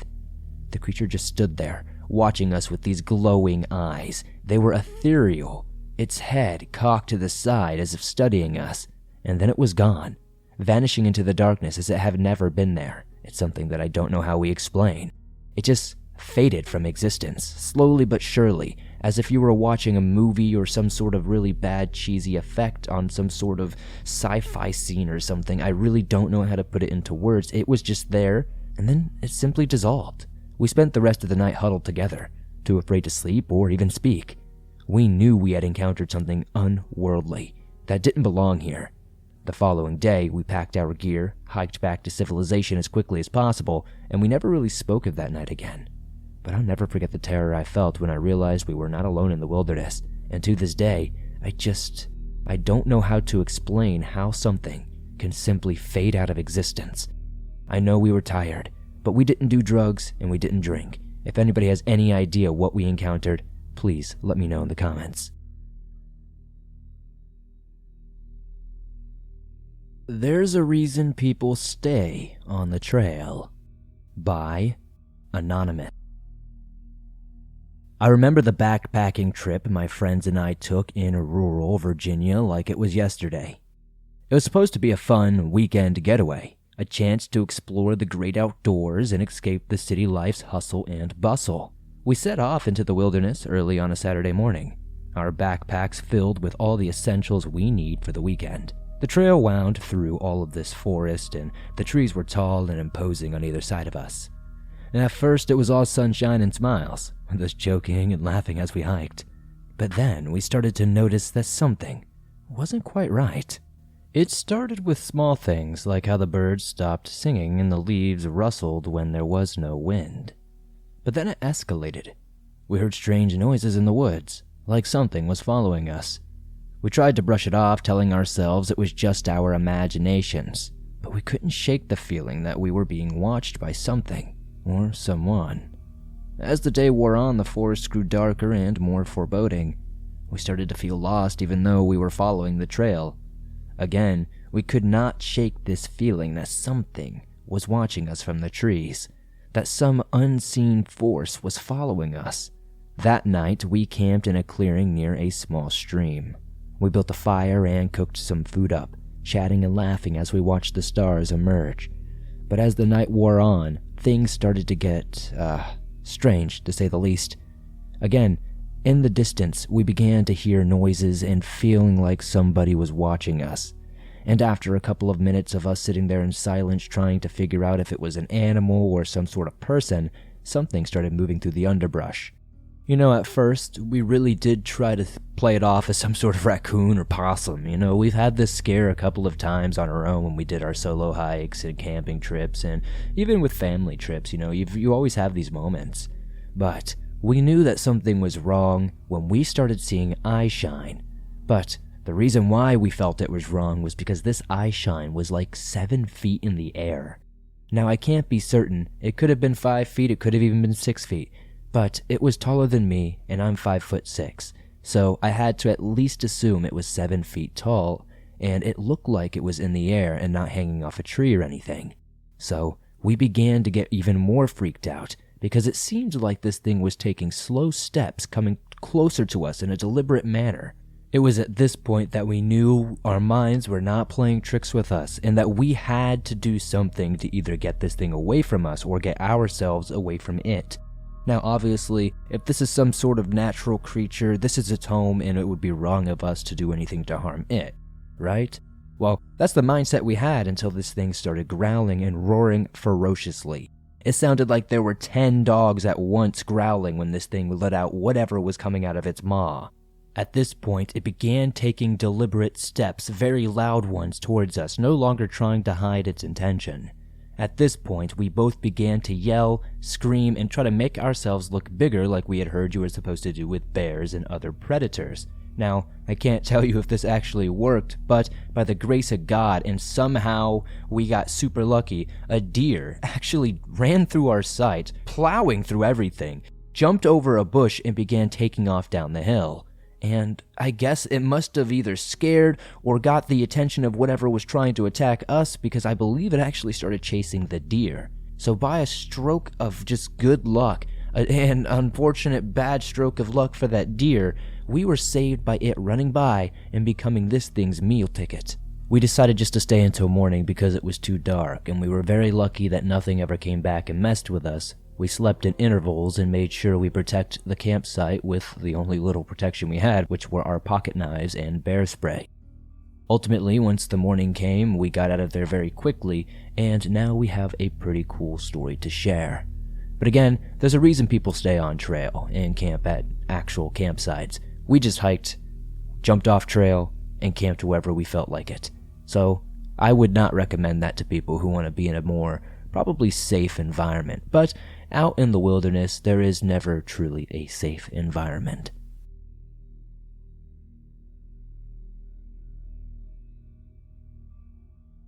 Solo Hiking in Nepal by Destiny Decides 1995.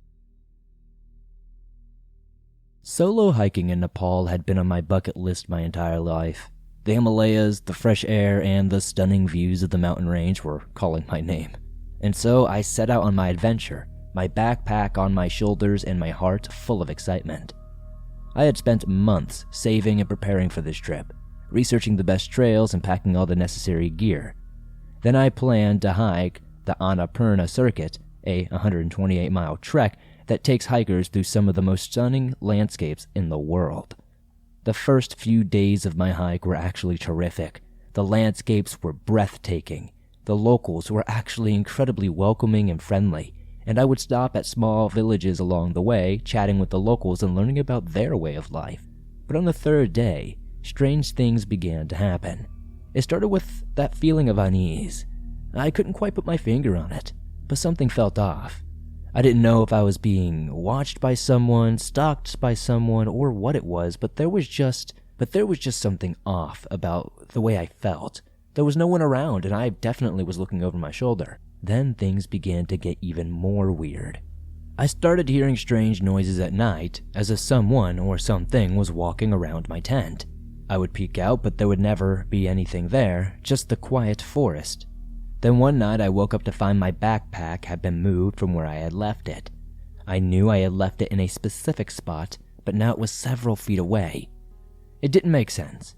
I really did try to shrug it off and convince myself it was my imagination, but unease persisted. I did of course think it could have just been a hungry animal who was curious or something like that. The locals I encountered on my hike seemed hesitant to talk to me about specific topics. They would quickly change the subject whenever I asked about the area's history or associated legends or myths. Finally, one day, I came across a local shaman. I told him all about the strange things that had been happening to me on my hike. He looked at me with concern and said that I had disturbed the spirits of the forest somehow. He told me that offering sacrifices was the only way to appease them. Initially, I was hesitant, but the shaman insisted it was the only way to eliminate the curse. And so I offered a goat to the spirits of the forest. That night, I finally slept soundly, feeling as if a weight had been lifted from my shoulders. But when I woke up the following day, I found something that made my blood run cold. My backpack was gone, and in place was a note written in a language I could not understand. It was as if the spirits were trying to tell me something, but I couldn't quite decipher it. I knew that I had to leave. So I picked up my remaining belongings and returned down the mountain. I never looked back, afraid of what I might see. To this day, I still don't know what happened to me on that hike in Nepal. I don't know if it was just locals trying to scare me and just robbing me, or if I really had some sort of crazy forest spirit after me. I'll never hike alone in Nepal again. Shoot, I probably will never go there again. I'll never forget the strange and unexplained events during those few days. The experience left an indelible impression on me, still haunting me whenever I think about it.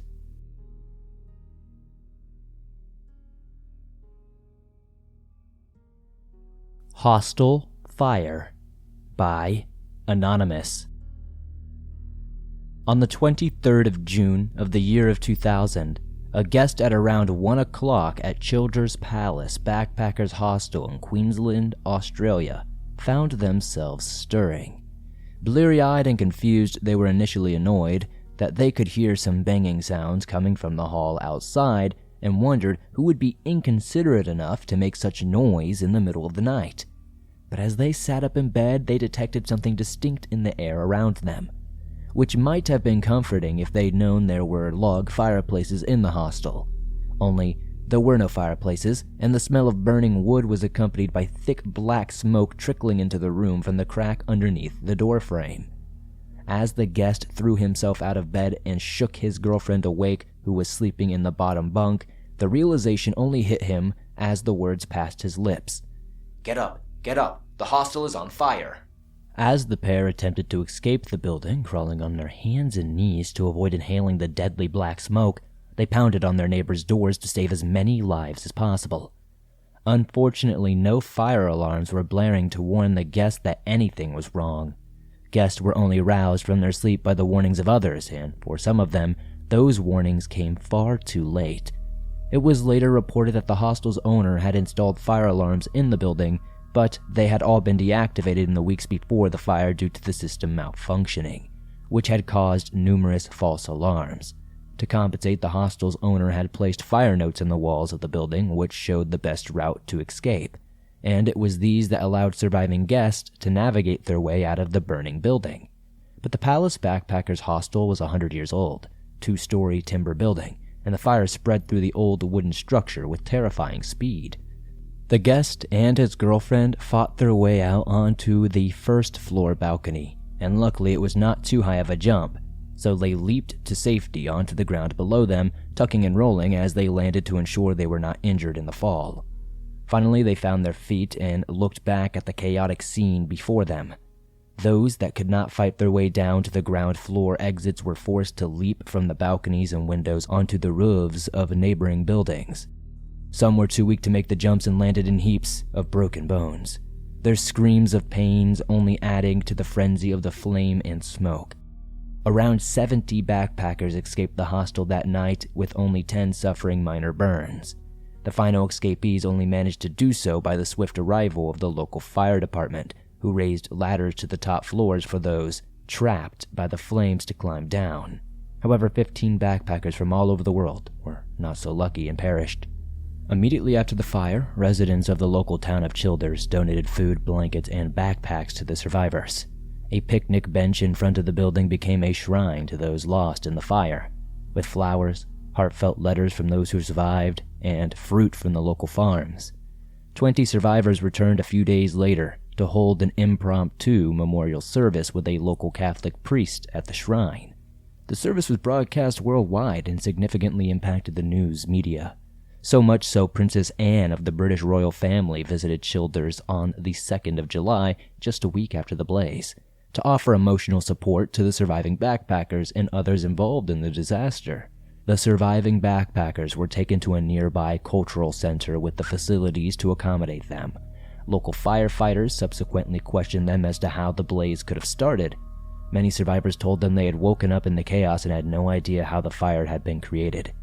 The entire hostel had no exposed flames, candles, or fireplaces, but one survivor came forward with information regarding a strange figure hanging outside in the wee morning hours, shortly before the flames ripped through this building.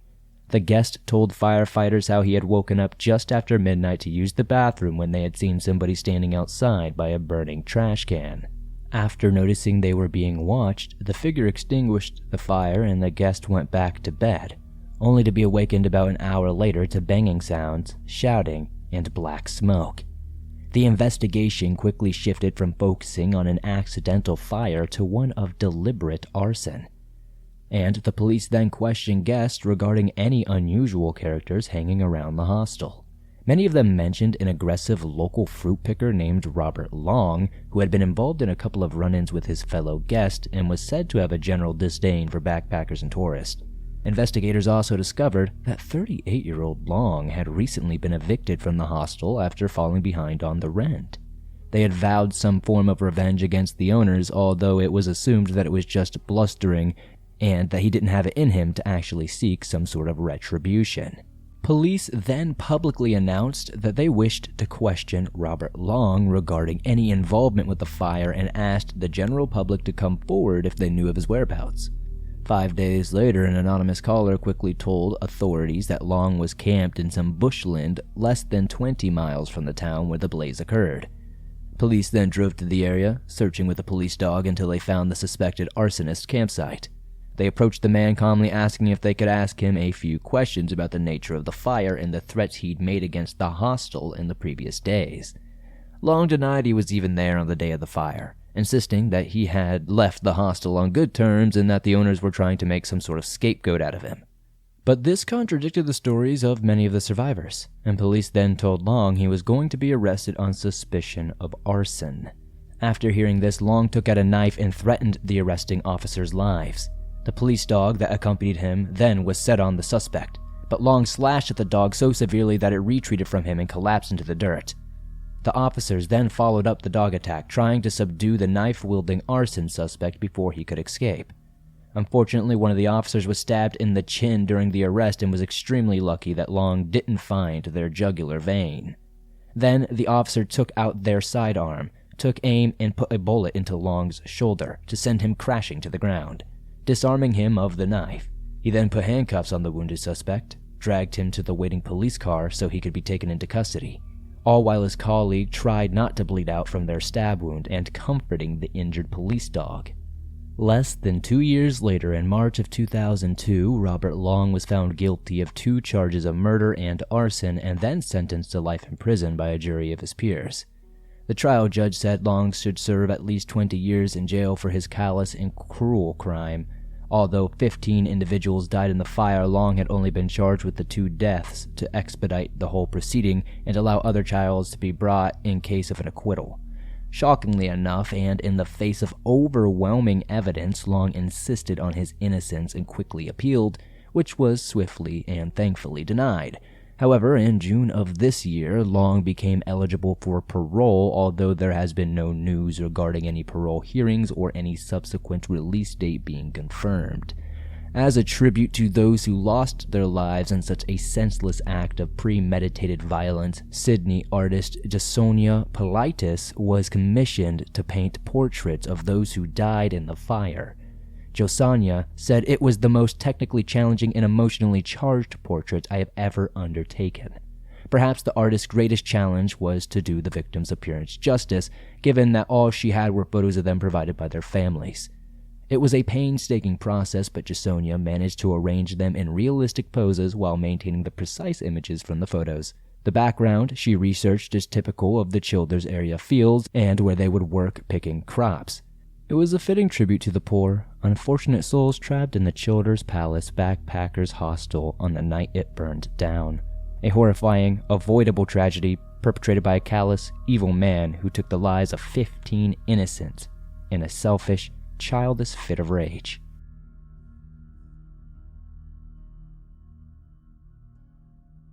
For as long as I can remember, I have had something of a hyperactive imagination. I get lost in extremely vivid daydreams, and I'm not just talking crap when I use the word vivid. I can smell the scents in the air and feel the texture of the objects beneath my fingers. If I eat or drink something, I can taste it. The wind ruffles my hair and the ground is solid beneath my feet. These daydreams are so hyper-realistic, I have trouble discerning where the dream ends and reality begins. This interesting little quirk always came in handy on the long trips my family took to Florida when I was a kid. It's a pretty long way to go, especially when I was just still a squirmy little bobble-headed toddler who absolutely hated flying in airplanes. Even though the journey itself was always a drag, it was always nice to be able to get away from the cold for a while. You start to forget the feel of the heat of the sun on your face, and the endless weeks of gray skies and threatening cloud cover start to drive you crazy. Mom and Dad would work their butts off all year to be able to afford the trip, clocking in overtime and clipping coupons, all so we could pack our bags and head off to experience a brief respite from the bitter embrace of Old Man Winter. And it was always worth it. Every single penny. The year I turned 16, my dad decided it would be wise to invest in an RV, which would cut down on our travel cost in the long run. I thought our little house on wheels was the greatest thing I had ever seen. I begged my parents to allow me to live in the RV until it got too cold in the fall, but Mom was not having it. She claimed I would probably sneak in on my friends at night to drink beer and smoke pot, which of course was exactly what would have happened. Mom was no fool. 5 months after Dad first parked the RV in our driveway, we were hitting the frosty highway and rolling south. It was the first time I'd ever seen the countryside between our hometown and our destination on such a close and personal level.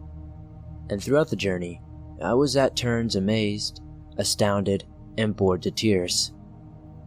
I watched DVDs and lost myself in daydreams to pass the hours away, but by the time we rumbled past the Georgia-Florida state line, I was more than ready to put my feet on solid ground for a while. Flying may be expensive and stressful, but it is a heck of a lot faster. We stopped at a rest station near Lake City to load up on vending machine snacks and pump out the sewage tank. As I was checking out the candy bar selection, a deeply tanned older man in a polo shirt and white cargo shorts came wandering up to join me at the vending machine. He looked like a veteran actor of the big screen, still well built in his middle age and handsome in a generic, all-American kind of way. I looked over at him and thought, this guy could sell a ton of kitchen appliances on the Home Shopping Network.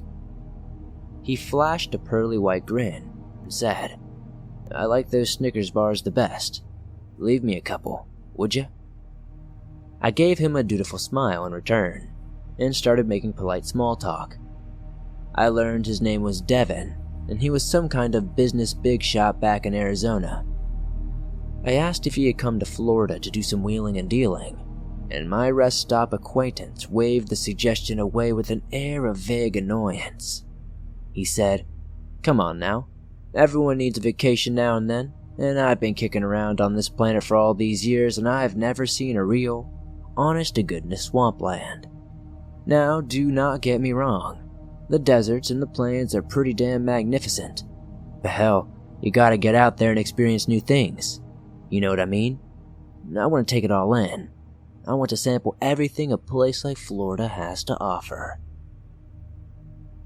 Mom yelled at me across the parking lot to hurry up and get my ass in gear, and I realized I had been well on my way to becoming hypnotized by the soothing cadence of Devin's voice. All at once, a small chill skittered down the length of my spine. Something about that grin was making me feel more than a little anxious. I could not help but think that Devin the businessman from Arizona wasn't smiling so much as he was baring his pearly white teeth at me. His gaze was just a little too sharp for someone having a casual conversation with a stranger. I felt like I was being studied, categorized, and filed away for future consideration. I took a few steps back and muttered, "Well, I gotta go. Nice meeting you."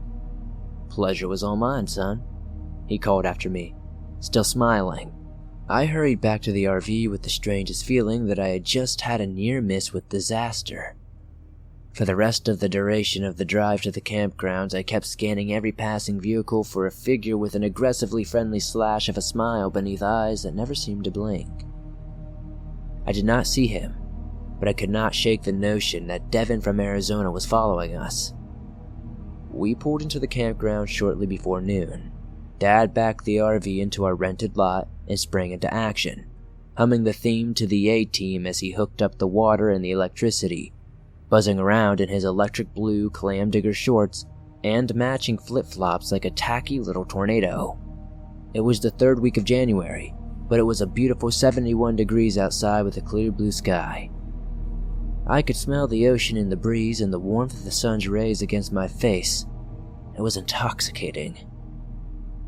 When we had pulled out our driveway to hit the road, it had just started snowing again, and it was cold enough to freeze the mucus inside of my nostrils. It felt good to be away from the gray drudgery of ice and slush, even if it only was for a couple of weeks. I blinked up at the sky and felt my earlier anxiety slide off my shoulders. We were finally here, and for the next few weeks, all would be well. Ma and Pa were both pretty bagged from the long day on the road, so we had a mellow day of hanging out beneath the fold-out canopy and roasting hot dogs on our mini-grill. I slept like a rock that night, and when I woke up the next morning, I was raring and ready to do some exploring. My parents had chosen a campground beside one of Florida's many conservation areas that year. I'd been given a new digital camera for my birthday and was excited to use it. Now, keep in mind, this was back in the days before cell phones came equipped with half-decent cameras. In fact, I did not even have a mobile phone yet, and would not for several more years. Mom and Dad popped out of the RV at the last second, and instead they tagged along, if only to make sure I did not somehow fall into the jaws of the alligators that lived in the stagnant waters of the swamps. I had been planning to burn a bowl or two behind a cypress tree or something, so I was less than enthusiastic when I heard this news. Mom just gave me a knowing smile and patted me on the top of my head. Once again, my mom was no fool. We wandered into the park and took a map from a display in front of a dilapidated building with a faded sign that proclaimed it to be the Visitors Information Center.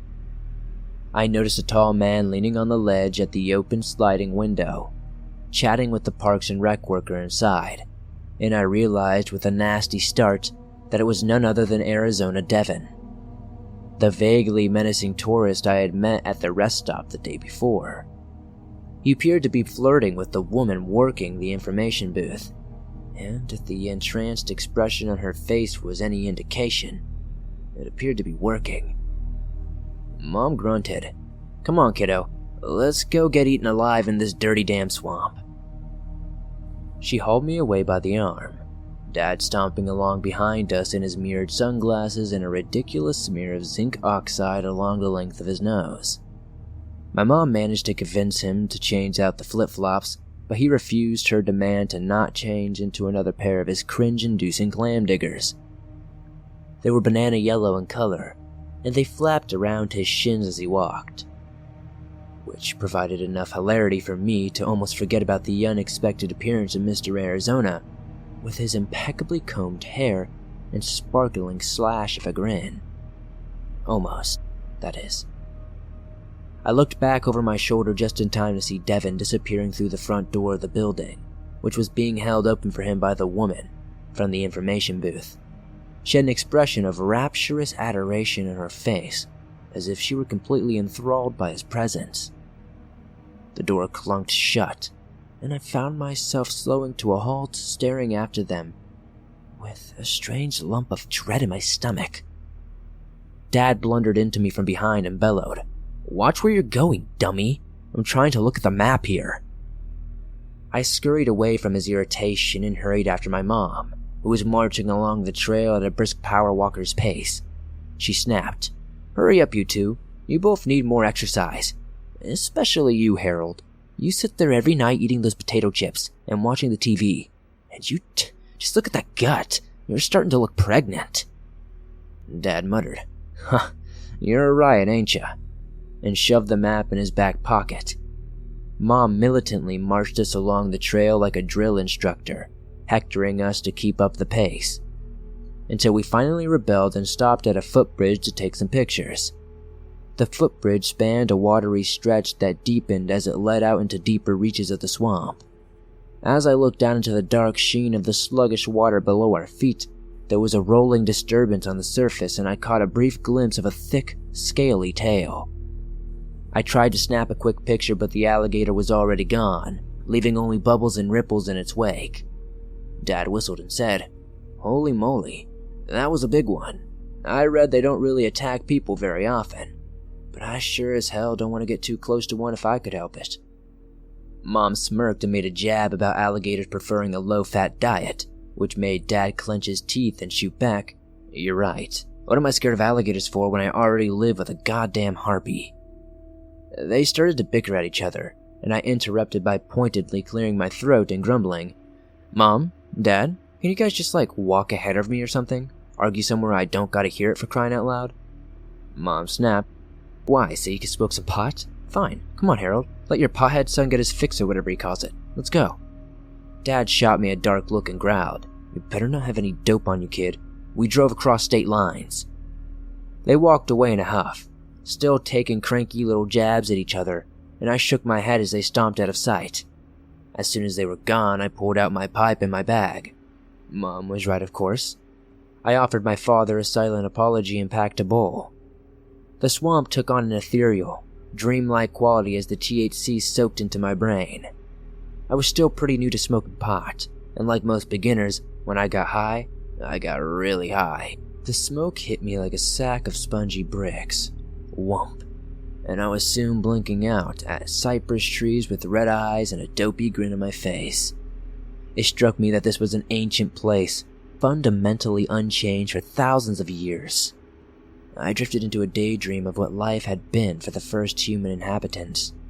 Generation after generation, living and dying within the groves, stalked by panthers and stalking them in turn, dancing around a fire beneath a blaze of stars over the canopy, sweating in syncopated rhythm in the humid air, hunting and fighting and loving and fearing the embrace of death.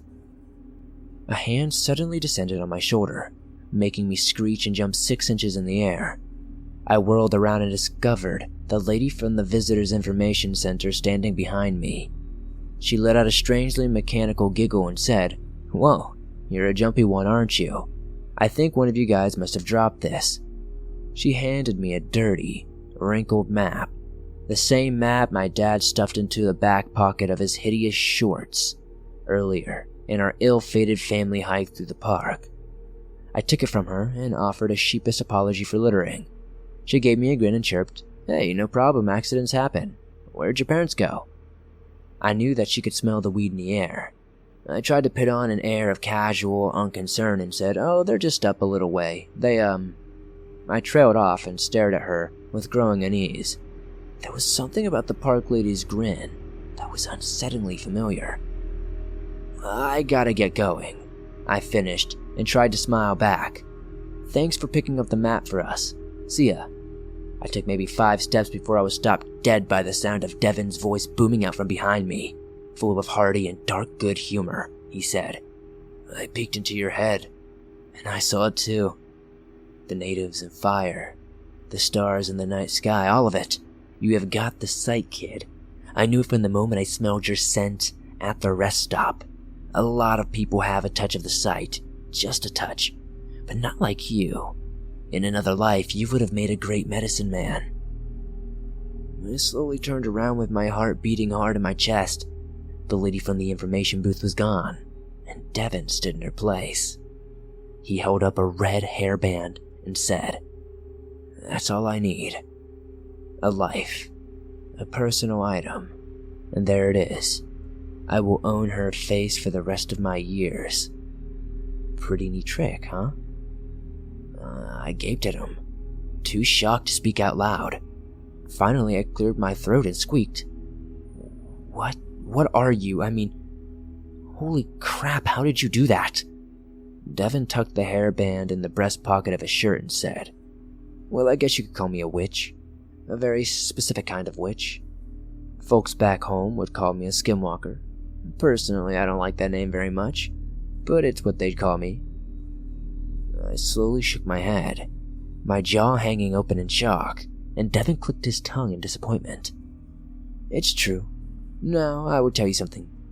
Boy, I'm an old son of a gun. No. I can remember watching Abraham Lincoln roll past in a convoy of horse-drawn buggies. That is how old I am. See this face here? This is not me. I killed this man in the bottom of a gas station years ago. Ate him right up. My real face? Well, you don't ever want to see that, believe me. If I show you my true face, it'll be the last thing you ever see. I could do nothing but shake my head again.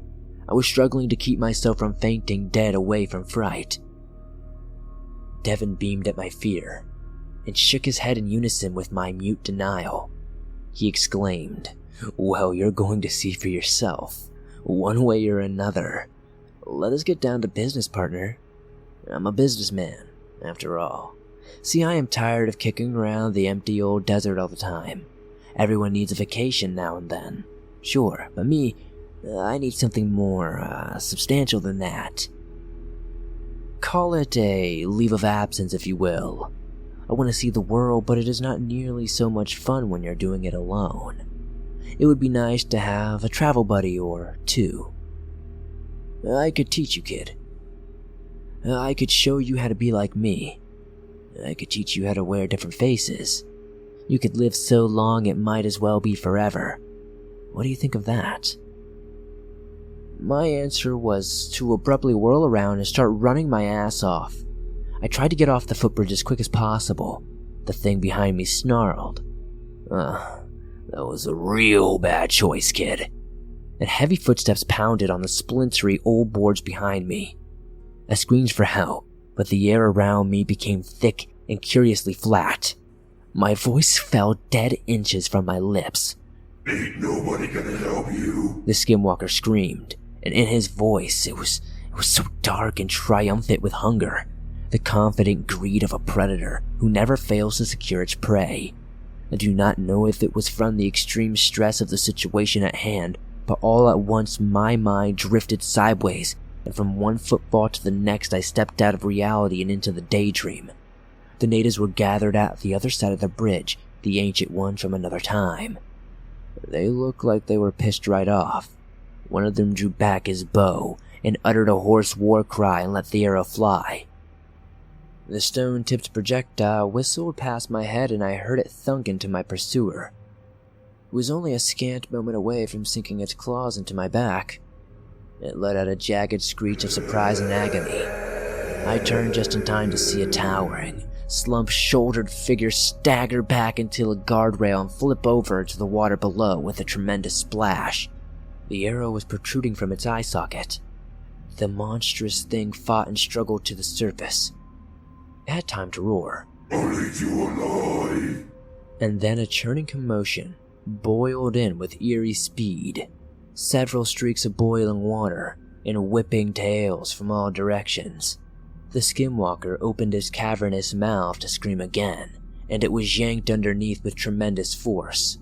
There was more gurgled screaming, a lot of flailing of arms and legs, and the water went red with blood. Devin the skinwalker may have been a big deal out there in the deserts of Arizona, but in the watery swamplands of central Florida, the mighty alligator reigned supreme. I stood at the bank and watched as its struggles grew rapidly weaker. When I saw an arm float to the surface, I knew it was done. I started to turn away, but something bobbling in the water caught my eye. I fished it out with a stick and stared at it with horror. I had been hoping the whole incident was just a part of my hyper-realistic daydream, but the dripping hair tie I was holding was very real. I tucked it away in my pocket and whispered, "Tourists gotta watch out for the gators, Devin. Everyone knows that." I was surprised to see the natives from the daydream were still gathered near the end of the bridge. I raised a hand to them, and they returned my greeting, their faces solemn and watchful. One of them pointed to himself, then to me, and then up to the sky. With that, they faded away into nothing before my eyes. I am not completely sure what he was trying to say. Not exactly, but I think I got the gist of it. He was a part of me, and we were both parts of a greater reality. I hurried up to catch my mom and dad before I stepped to throw up into some bushes. My heart was pounding, and my legs were shaking uncontrollably. I felt like I might pass out. I gasped, "Holy crap," and I wiped my mouth with the side of my shirt. Wow, now I know this is a pretty big pill to swallow, but there's still more. After I was finished tossing up my breakfast, I ran ahead on the trail, but I could not find my parents anywhere. I eventually doubled back and found them standing on the bridge, yelling my name at the top of my lungs. Mom freaked the hell out when I came jogging up to them. She said they came sneaking back to the bridge shortly after they'd left, in an effort to catch me in the act of smoking my illicit dope, but I was nowhere to be seen. It was almost as if I had disappeared into thin air. Dad spotted what looked like a shoe floating just below the surface, and they both promptly went into hysterics. They thought I actually somehow ended up falling into the water and was eaten alive by gators. I looked down into the water and there was in fact a shoe bobbing around a few yards away from the bridge. It was one of Devon's spiffy boat shoes, and I was fairly sure there was still a foot inside of it, although I obviously did not share this fact with my parents. It must have broken off during the feeding frenzy. Staring at it made a wave of nausea roll through my guts, and I promptly looked away. I calmed my parents down by telling them that they were right. Being the conniving teenage miscreant that I was, I had tricked them into walking ahead, and that I'd slipped away from the trail to smoke a few bowls because I was a dirty, disrespectful little bastard of a pothead. I stoically endured the rain of slaps delivered by my enraged mother, who had been a mere second away from melting down into a full-blown fit before I came scrambling down the trail. They confiscated my pipe and weed, and Mom declared that I was grounded for the duration of the vacation. No TV, no sightseeing, no fun at all. I pretended to be heartbroken, with disappointment, but in reality that was just fine and dandy by me. I just had more than enough excitement to last me quite a while. I overheard my mom and dad talking about the disappearance of a park employee the next day. Dad put forth the possibility that the shoe he had seen in the water may have belonged to her, and Mom, being a true crime fanatic since the early 90s, breathlessly speculated she may have been killed by a jilted ex-boyfriend. I gazed into an open magazine and pretended not to hear the conversation. The shoe had not belonged to the missing park employee, but the hair tie in my pocket certainly did, and I knew the police would never find her body. She had been devoured, whole and screaming, by a monster wearing stolen skin. And then, in an ironic twist of fate, the ancient creature finally got a taste of its own medicine, so to speak, at the jaws of the alligators. Sorry about that. I do not usually like puns, but this one time, I could not resist. As for me, I still have daydreams sometimes, although it is never as vivid and real to me as it was when I was a kid. As the years passed, I found myself doubting the incident, and actually, I thought that maybe I made it up at one point. It seems far more likely that I suffered from some kind of epileptic, petit mal seizures, as kids sometimes do, and the whole thing was just an hallucination or something. Or, so I tell myself anyway.